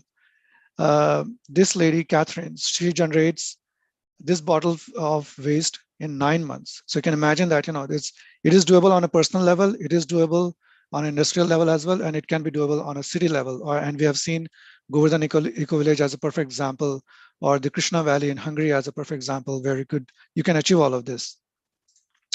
So I won't go through this one because this is just some examples of different cities: San Francisco, San Diego, Buenos Aires. And so you can see, as I'm clicking through, different cities have achieved zero waste status. Oops, sorry. So I'm just going to leave you with this last thought here, which is what we see waste here today is just a tip of the iceberg, as you can see on this chart here. It's from National Geographic. The problem of waste is much more bigger. This is a plastic. This is a plastic that ends up in ocean. So if you make conscious decision in our daily lifestyle, if you're working for an industry, you can look into how you can make conscious decisions on reducing the waste. I really like this slogan: "Get the cup out of here." It's very similar to another nasty saying, but we don't want our cups and waste to be going into ocean. And on the right-hand side, there are some tips if you are planning for summer picnic. I mean, summer is really favored in North America because it's a pleasant weather. But in India, whenever the weather gets pleasant, you can try some of these tips, like for achieving, for any kind of zero waste events. So if you're doing a picnic or your own lifestyle. So I think with that, I'll stop here and would like to take any questions or comments. Thank you so much, Prashant. The talk itself was very intriguing and very simplified. Thank you so much for including more hours, whereas we have been always taught about the 3 or 4 basic hours. We have a question from Mr. Ravi Prakash. He said, "Is recycling less energy intensive than production of a virgin material?" It's a very popular philosophical question, and I think it's both yes and no. Depends on what material you're trying to recycle. Sometimes it might take a lot of energy to recycle a particular material, and sometimes it might take less amount of energy.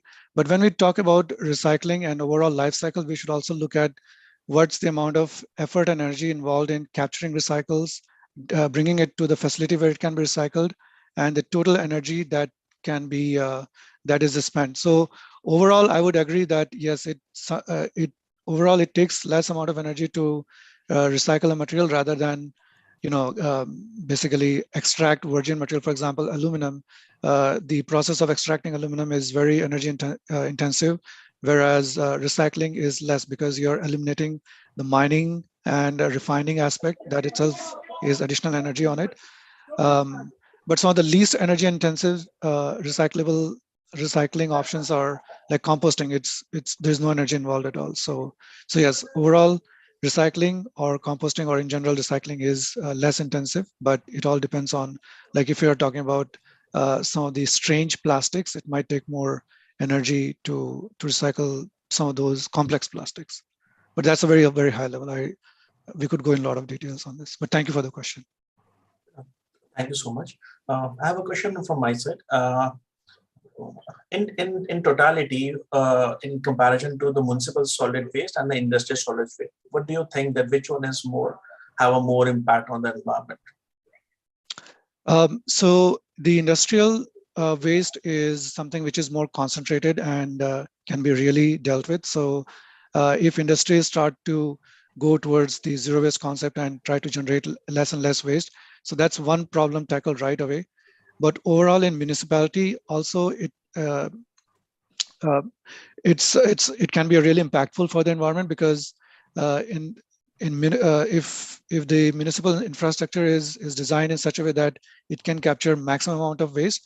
So I think in terms of the impact to the environment, if we are able to manage the municipal waste in much more better way, like having an integrated waste facility where you can send all of your waste. The waste can be recycled, composted, sent for waste to energy, and whatnot. So I think that would create much more better impact on the environment, because you are trying to deal with a mammoth problem in one shot. But again, when we talk about waste, it all leads to the individual contributors as well. So I guess it's 80-20 rule. So 80% would be municipal and 20% would be industries, I guess. Thank you for the question. Thank you so much, Prashant. Thank you so much once again. Okay, over to you, Professor Ishilas. Thank you.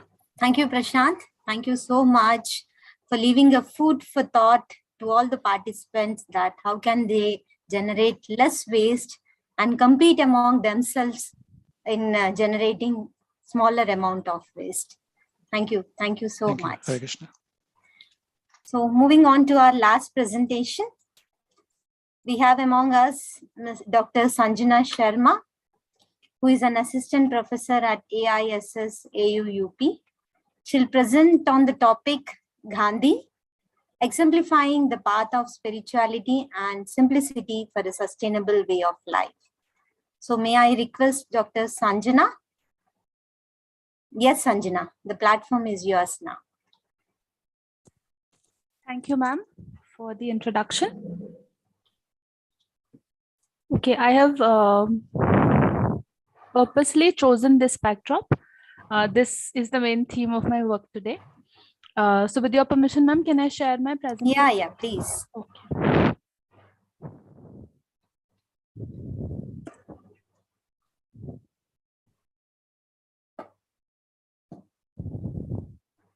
Just 1 second, I'm going to the... Not happening, just 1 second. I'll have to start the slideshow first and then share it.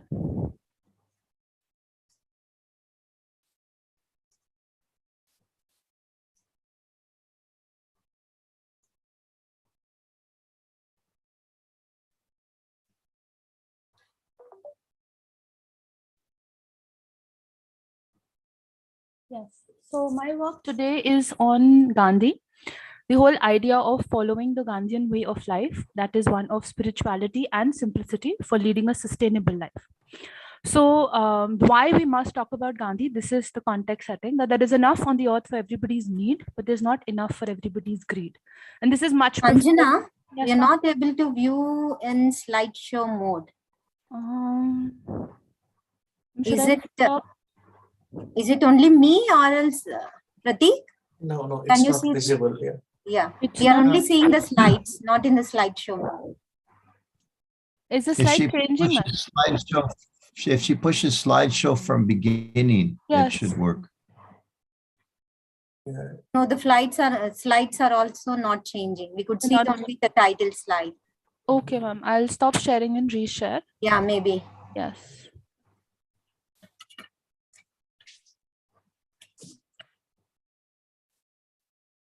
Yes, we could see the slideshow mode. Okay. Just change that slide. Yes, we could see. Yes, right. So the context that I want to highlight here is why we must talk about Gandhi. Because Gandhi said very famously that there is enough on the earth for everybody's need, but not enough for everybody's greed. Now, my focus on this particular paper is to place into a discussion the way of living and working, which was practiced and propagated by Mahatma Gandhi. And I wish to submit that this way of life is located completely within the paradigm of simplicity, leading to sustainability and the spiritual practices that were a part of his simple lifestyle, which were again leading to sustainability.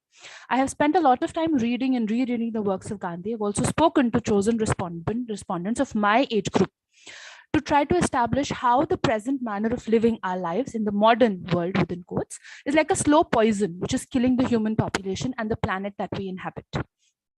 Gandhi's contributions are those which help to reawaken the human spirit to self-realization, finally leading to a revelation promoting human coexistence with nature sustainably, mostly through his reinterpretation of the Vedantic thought. Even under the Sustainable Development Goals enshrined by the United Nations, the ideas of Gandhi can be well recognized as a path that makes human coexistence stronger, feasible, and co-sharedness sustainable with peace and with harmony with nature. So my endeavor here is to present an insight into the spiritual and simplistic living and the vitality concerning a sustainable perspective in line with Gandhi's vision and Gandhi's way of life.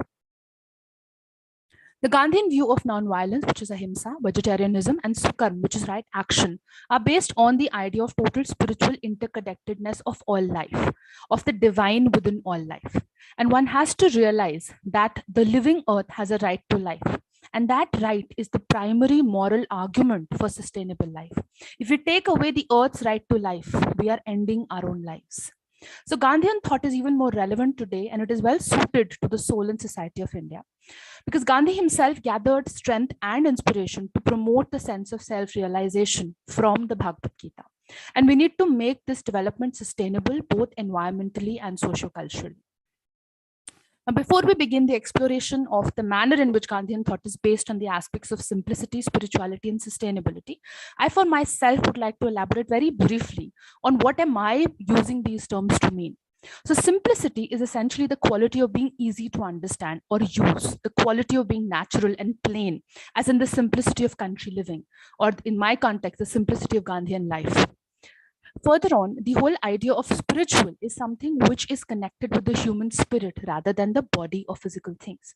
So in my perspective, it has to be viewed as the quality that involves deep feelings and beliefs of a religious nature rather than physical parts of life.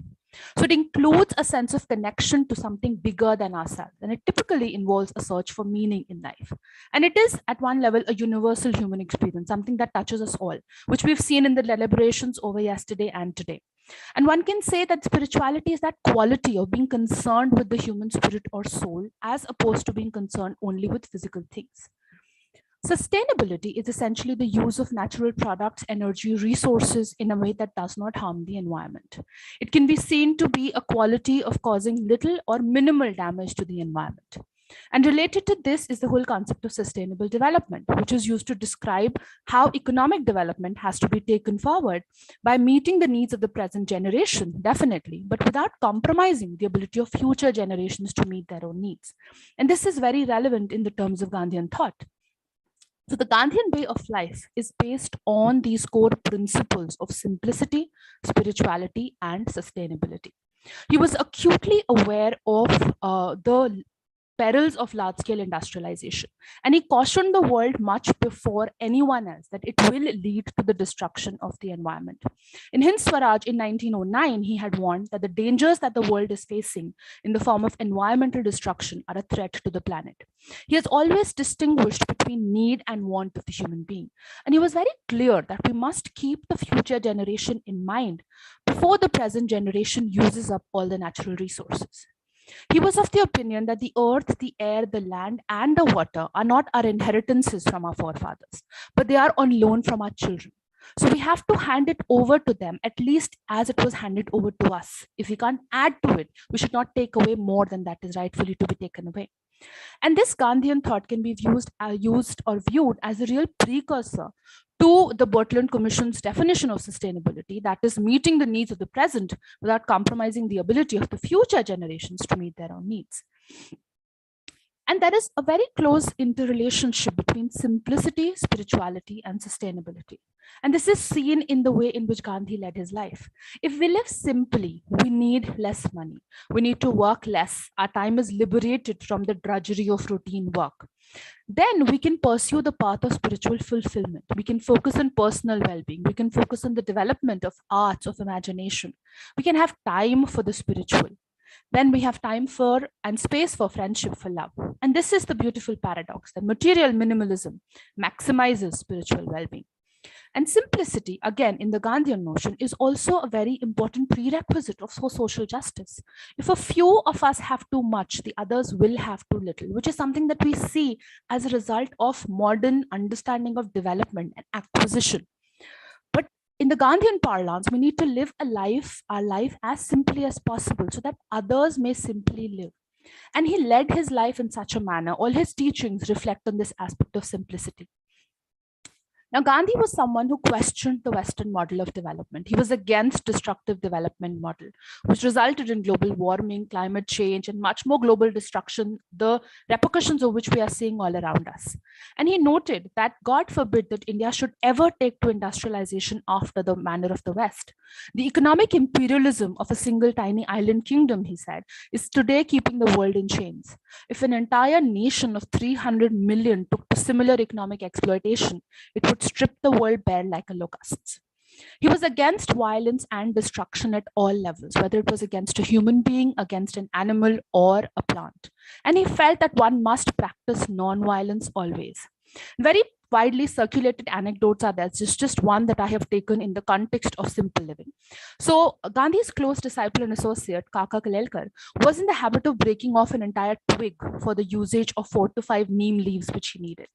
When Gandhi saw that, he reprimanded in a very simple manner, he reprimanded his disciple and said that this is nothing but violence. You should pluck the required number of leaves after offering an apology to the tree for doing so. But you're breaking off the entire twig, which is wasteful and which is wrong. So he saw it as an act of violence, and he saw it as an act which was destructive. So it can be seen that Gandhi at one level was a complete apostle of ecological movement. If we look at his basic approach in respect to nature, his attitude was that one should only take that which was required. No more should be taken from nature.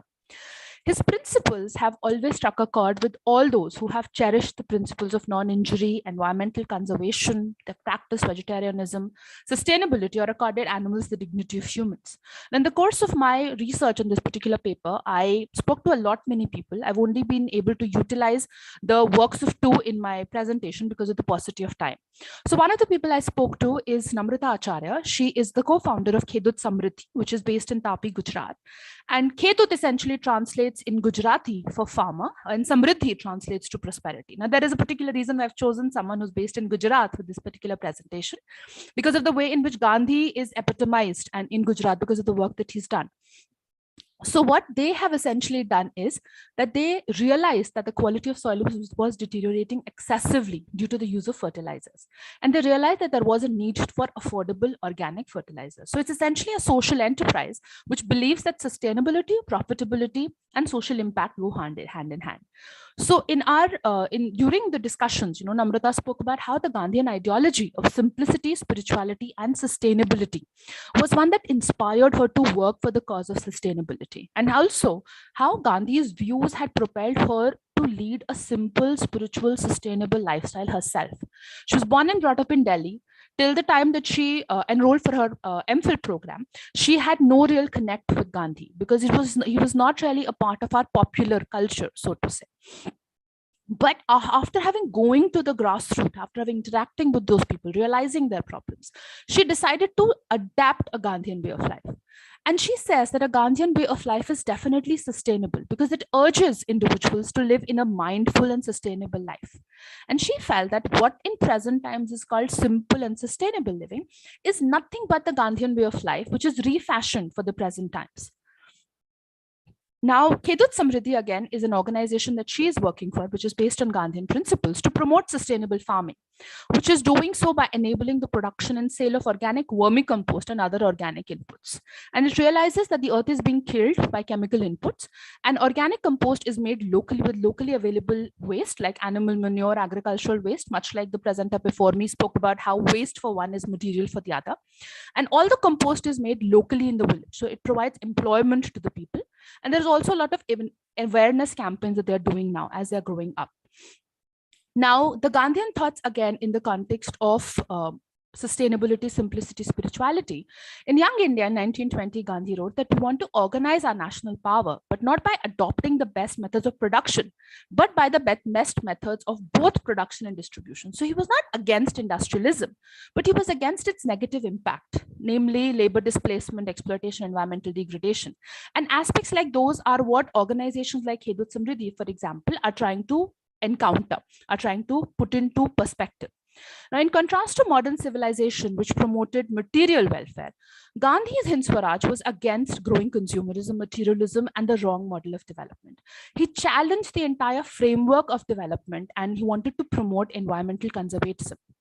He was of the opinion that anyone who fouls the air by spitting carelessly, throwing refuse and rubbish, or otherwise dirtying the ground sins against man and against nature. Man's body is temple of God, and anyone who fouls the air which enters the temple is one who desecrates it. So he belonged to the school of thought, essentially, which looked at the kind of life which would never lead to environmental problems. And he advocated a more simple living, including the means of consumption, whether it was for your body or for clothing yourself, which were essentially oriented towards simplicity. He was a very passionate champion of life patterns based on the three cardinal principles of simplicity, slowness, and smallness. And in this particular context, his whole prescription of simple living is one which attempted to curb human overreaching and greed, and also to prevent exploitation of natural resources. Now, again, one anecdote that I'm sharing, which is in the context of the water crisis that we're facing, that every day when Gandhiji took a bath in the free-flowing river, non-polluted river of the Sabarmati near the ashram, he consciously used only the minimum requisite water needed for a bath. And he and his followers, they used scraps of paper for writing notes. They used reusable envelopes to send letters. The ashram itself was settled on wastelands, which were not reptile proof. And he used this as an opportunity to practice ahimsa within his vision of Sarvodaya, which implied a healthy environment which can be evolved by man to ensure a harmonious existence with nature and other living beings.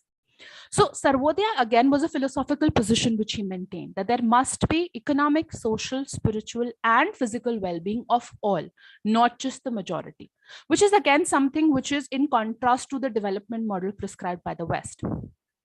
Now, there are certain iconographies of Gandhian thought.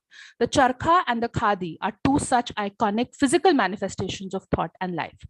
Khadi, again, represents a spiritual, sustainable way of life. It is an expression of the concern for the poor being replaced, or of replacing greed by love and compassion. It expresses dharma, that is, that mode of conduct which points to man the path of duty. And if degrading mindless poverty has to be eliminated from this world, my submission is that we have to return to the spinning wheel and all that it represents, which is our moral compass. Gandhi's advice, this is something that was a part of the NCERT books when I was in school, that whenever you're trying to decide whether a course of action is correct or not, you must recall the face of the poorest and the weakest person you have seen and ask yourself if the step you contemplate is going to be any of use to him. Will he gain anything by it? Will it restore him to a control over his life and his destiny? Will it lead to self-reliance for the hungry and spiritually starving millions? Then you will find your doubts and yourself melting away. And this moral compass inevitably leads us to the spinning wheel and to the khadi. And by extension, it leads us to simplicity, sustainability, and spirituality. Now, this is not to say that, all of us should start spinning our own clothes. It is just to say that we should question our own tendency to consume excessively. So simple living is something which leads to ecological living and to sustainability. There's an emphasis on conservation and frugality, so that wherein we use resources only as much as is required. To live sustainably also means to live in peace and in close relationship with nature. And at the very core of voluntary simplicity is a harmonious and purposeful living. It is both an inner condition and an outer condition. And the people that I spoke to in this particular enterprise are resolving themselves towards a more sustainable, simple living. There is an ordering and guiding of our energy and our desires that is there. Another one of my respondents, who is a young scholar and environmental activist, Kapil Dev, he said that sustainable living is a living which is based on a spiritual living, which first makes a person aware of his or her own needs and greed, then makes the person strive for a way free of exploitation and to arrange for those needs, and then walk on the found ways. and then finally help in the creation of more spiritually awakened people and communities. In our conversations, he shared that he had stopped wearing denims completely when he was made aware of the fact that thousands of liters of water is spent on treating the denims for wearing. He swears by wearing only khadi, not because of his political orientations, but because of his decision to change his way of life. He's learned the basic life skills, including cooking, including stitching, basic stitching of his clothes, and he resolves to live his life as simply as is possible. In the 7-8 years that he spent in the city of Delhi, he's not once bought an air conditioner. He does not own a refrigerator. He drinks water from the earthen pot, the matka. He uses a cooler when the heat is tremendously bad in the city, but otherwise he refrains from using all of that. The whole philosophy of life, which was a part of Gandhian thought, was placing humanity before your lifestyle and placing environment before anything else. His whole dictum of conservationism and not consumerism is something which helps us to remind ourselves that we cannot infinitely exploit nature to satisfy our greed. His philosophy of way of life provides a sustainable development paradigm, which is symbiotic with nature and the ecosystem. In his frame of reference, the economy, the ecology, the spirituality, they are all interrelated. That is why his economic system is often termed as the economy of environment. Now, his spiritual path was one that took or was a whole synthesis of the religious traditions of Hinduism, Buddhism, Jainism, Christianity, Islam. He laid emphasis on a number of aspects, and he said that the Western lifestyle was one that was dehumanizing mankind.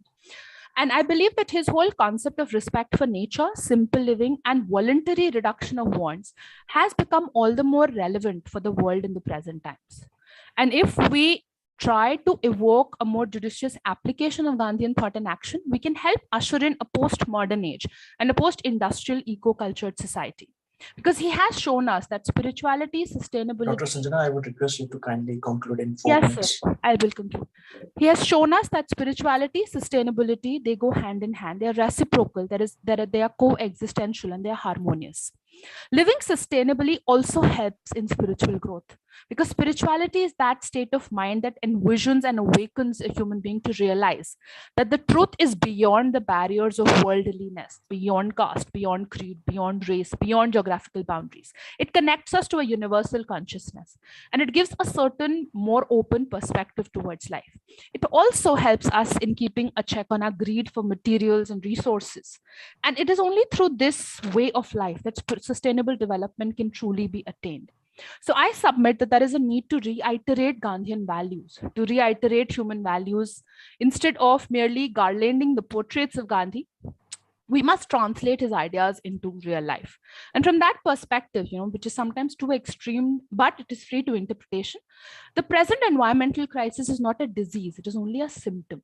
And the doctor treats the disease and not the symptom. The disease is the very concept and pattern of growth and development which is being followed everywhere. If this perspective changes, if we offer a new alternate to development, the disease is diagnosed and then a cure can be done. So I submit again that we must resolve to dedicate ourselves to complete his unfinished goals, wherever we may be and in whatever ways we can do it, because it's his memory which guides us to the right path of a sustainable and green earth. And I would like to end with this, because I believe that the future truly depends on what we do today in the present. Thank you so much, Dr. Sanjana, for such an introspective manner, showing the Gandhian values to why it is important for the present day problems. With this, we are at the end of the program, or end of the session, and for the concluding remarks, I would like to request Mr. Vinay Kumar. Mr. Vinay Kumar, are you here? Yes, thank you very much, Prabhuji. I would like the session chair to say a few words before I speak on behalf of the conference chair. So, Vishalakshi Mataji is there. She would like to conclude the session. Sure, Prabhuji. So, Mr. Vinay Kumar is working as a scientist in the Department of Scientific and Industrial Research, Ministry of Science and Technology, Government of India. He associates with ISKCON and is a disciple of Gopal Krishna Goswami Prabhuji. Yes, may I request Vinay Kumarji to kindly conclude the session. So thank you, Vishalakshi Mataji. And this concluding the session is the work of the conference chair, Professor Goyal. He is there with us, but I think he has got little health issues. So I was requested to speak little more before he gives his final words. So on behalf of the conference chair, Professor Goyal, I thank the ISS for organizing such a wonderful conference, an international conference. And for that, being an international conference, let me again convey the good morning, good evening, and good afternoon, whatever is the place where the people are joining. So it was really a wonderful conference. And the good part is that today is the World Environment Day, which is celebrated by United Nations under their environmental program. And so the ISS, this international conference, was very rightly and timely organized so as to spread the message of raising the awareness among the people, encouraging the people for positive environmental thinking and to create a better future for our generation. And this conference was made in such a way that the continental people can attend from whatever place they are there. So it was broken into 2 sessions each day and 2-day conference. The conference total had around 18 talks invited and the presenting talks. And the conference on day 1 started with the Padam Shri Dr. Bharat Bhushan. And it was a really interesting talk, starting with the simplicity. The conference theme, as we all know, that it is simplicity, sustainability, and spirituality. So he said a very wonderful thing that what जो भी खर्च करते हैं, whatever we can be spent and diminishes when we spend cannot be sustainable. So that was a very wonderful remarks.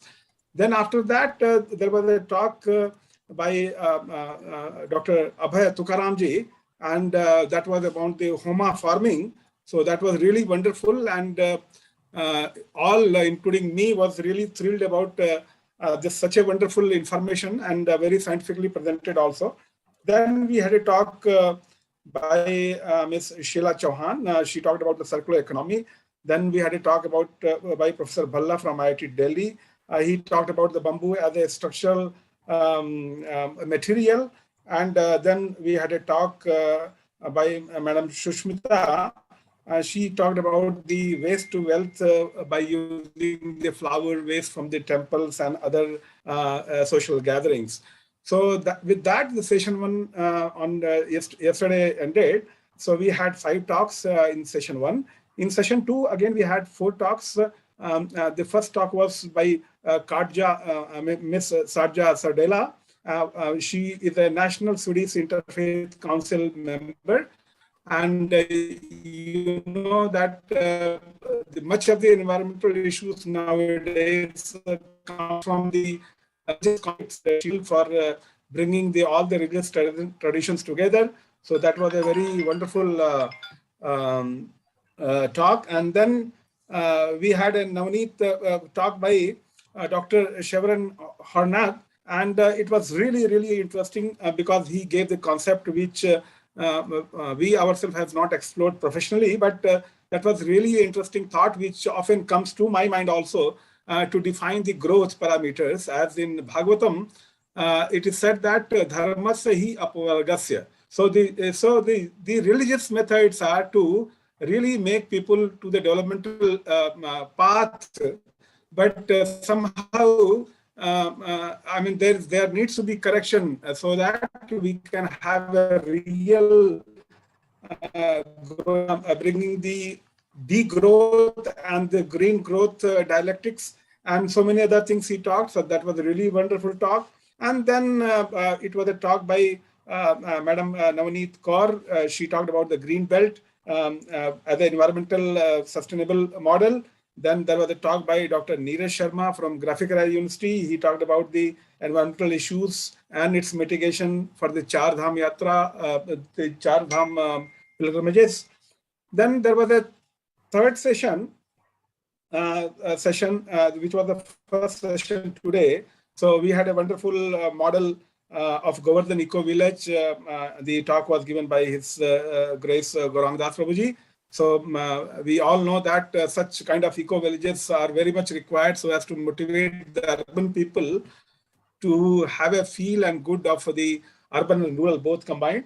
So there was a talk, then thereafter was a talk by Dr. Sachin Chaturvedi, and he very nicely connected the historical perspective of the Swadeshi movement and the movement, how they are connected, and how it is how it adds to the modern day sustainable model sustainability issues. And then we had a talk by Dr. Anaka Matan. So she talked about 16 sanskara. So that was also really very interesting talk. And then there was a talk by Mr. Pratik Negi. And then there was a fifth and last talk by Dr. Tanisha Datta. She talked about the temple and the positive energy and the yantra and the for temple, the energy being collimated at the temples. So that way we had the third session, and today the session just now concluded by Vishalakshmi Mataji had 4 talks, and the first talk was the Anuttama by His Grace Anuttama Das Prabhuji, and that was on sustainability issues and whatever the ISKCON initiatives are there for that. Then there was a talk by Nima Prabhuji that was on the Supreme Personality. That was a big talk. And then we had a talk by Mr. Prashant, who talked about the zero waste philosophy, and Dr. Sanjana Sharma, she talked about the Gandhian philosophy for simplicity and this thing. So with that, we had a very good conference, and the ISS, the Institute for Science and Spirituality, they have a very great initiative, and they love the word, yes, science, spirituality, and simplicity. And they also have a course called the ASPS, where they talk about 5S, which is Swadhyay, science and spirituality, sadhana, sadachar, and sambandh. So that way, it's a very interesting conference happened, and we all thank the organizer. And so this was a summary of the whole 2 days, 4 sessions international conference. We thank all the speakers, we thank all the participants, and of course, nothing can be achieved without the people working on background. So with that, I summarize this conference in this way, and I request Professor Goel to say a few words as a conference chair, and then to the organizers, please. Thank you. Thank you, Vinayji. Thank you so much. Good morning in US, Canada. Good evening in India, and good afternoon in Europe. Dr. Ramesh, your voice is very low. Good morning, everyone. Good evening and good afternoon. Still, we could not able to hear. Can you hear me now? No, not clear. I just want to say thank you so much to everyone. Dr. Vigyan Sastraji, he has already concluded nicely, so I don't have to say much. All I want to say is thank you so much to ISS, and then Mr. Prem Kishore Prabhuji, who has been instrumental. It's just not the conference chair, but there's a cohorts of people who are working constantly, who have worked constantly for last 2 months. The planning started almost 6 months back, but for the past 2 months, we have been very busy conducting meeting every week, couple of meetings. So thank you so much to all devotees from Delhi, and thank you so much to all the participants, especially international participants who could accommodate the time difference between India and Europe and US. This has been a wonderful conference, and we look forward to having you again next year sometime, same time. With that, I will just conclude my remarks and pass it on to Mr. Praveen Kumar.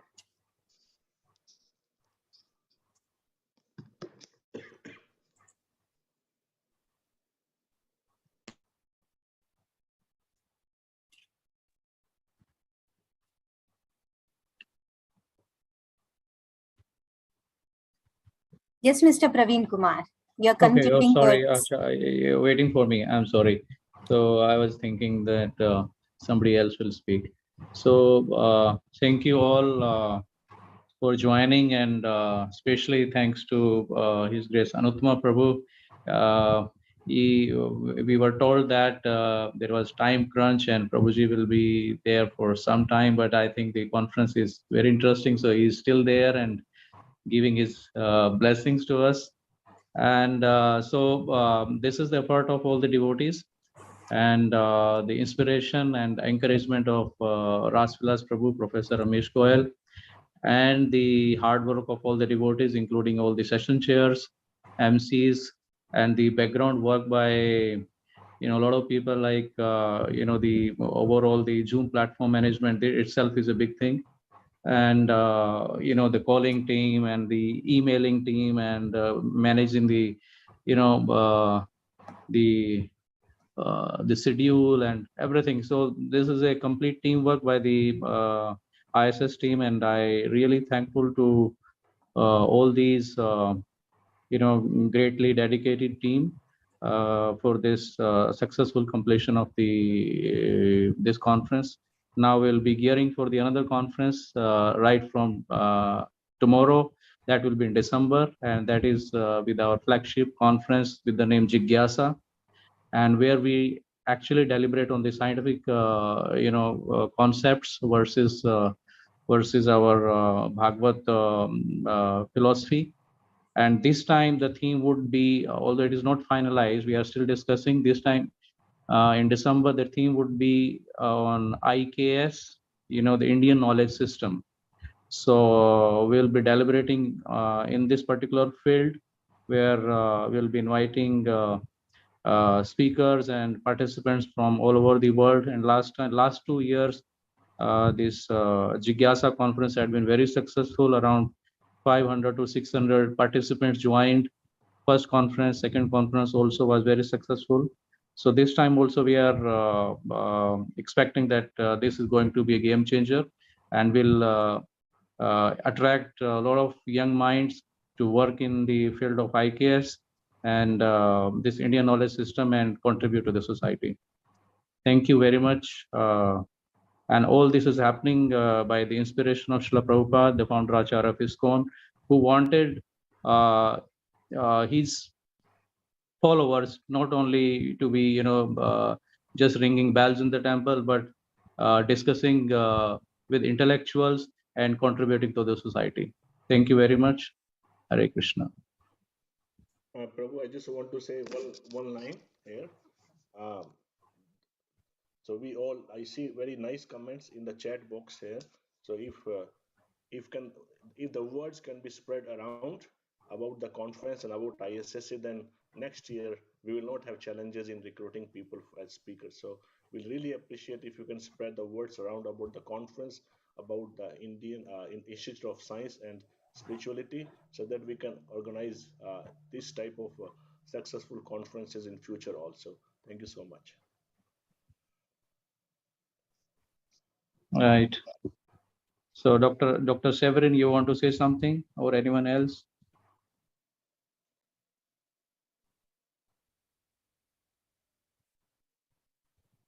Somebody need to unmute Dr. Severin. You are muted, sir. Please unmute yourself. Thank you so much for giving me that opportunity. Actually, I just want to say I was very inspired by the last few days. To me, it was getting up early due to the time difference, but it was at 5:30, but it was definitely worth it. So rarely feel as inspired after a conference as I do here. And so I hope there's a continued way forward.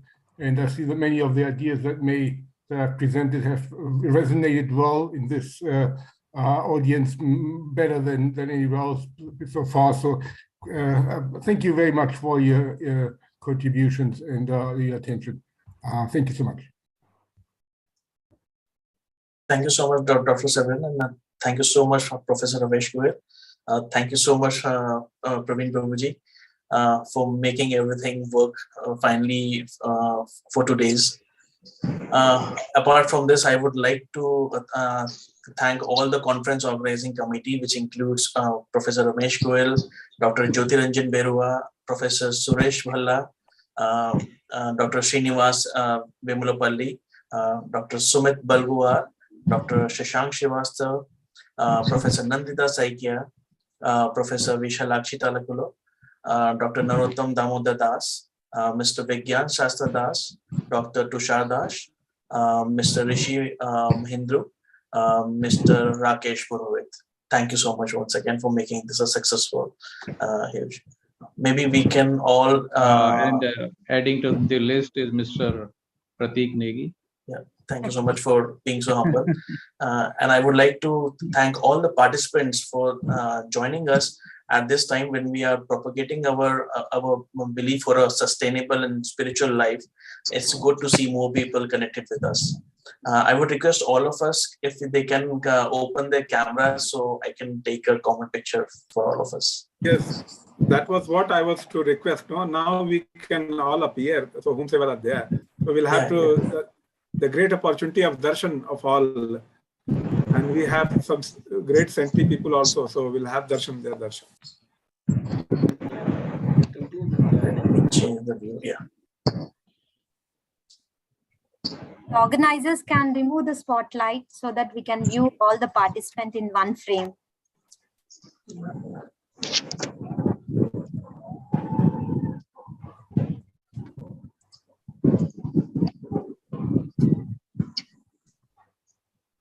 Yes, I have taken a picture. Thank you. You can share, Pratik Prabhuji. Sure, sure. Just a second, just a second.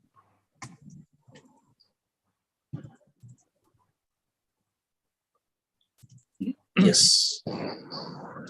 Thank you so much, everyone. Hare Krishna. Thank you. Hare Krishna. Hare Krishna. Thank you. Thank you, Hare Krishna.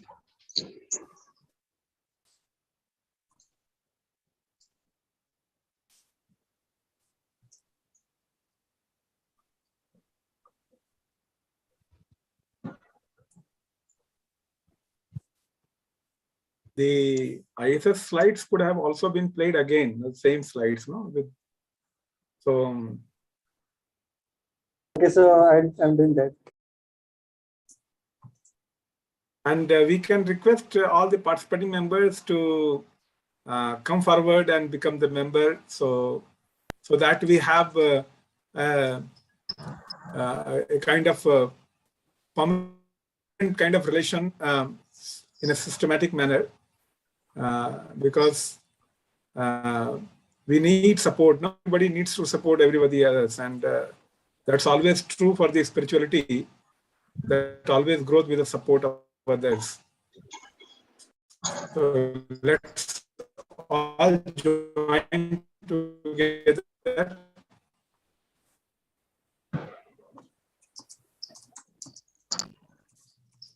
Any queries from the participant regarding ISS can be answered if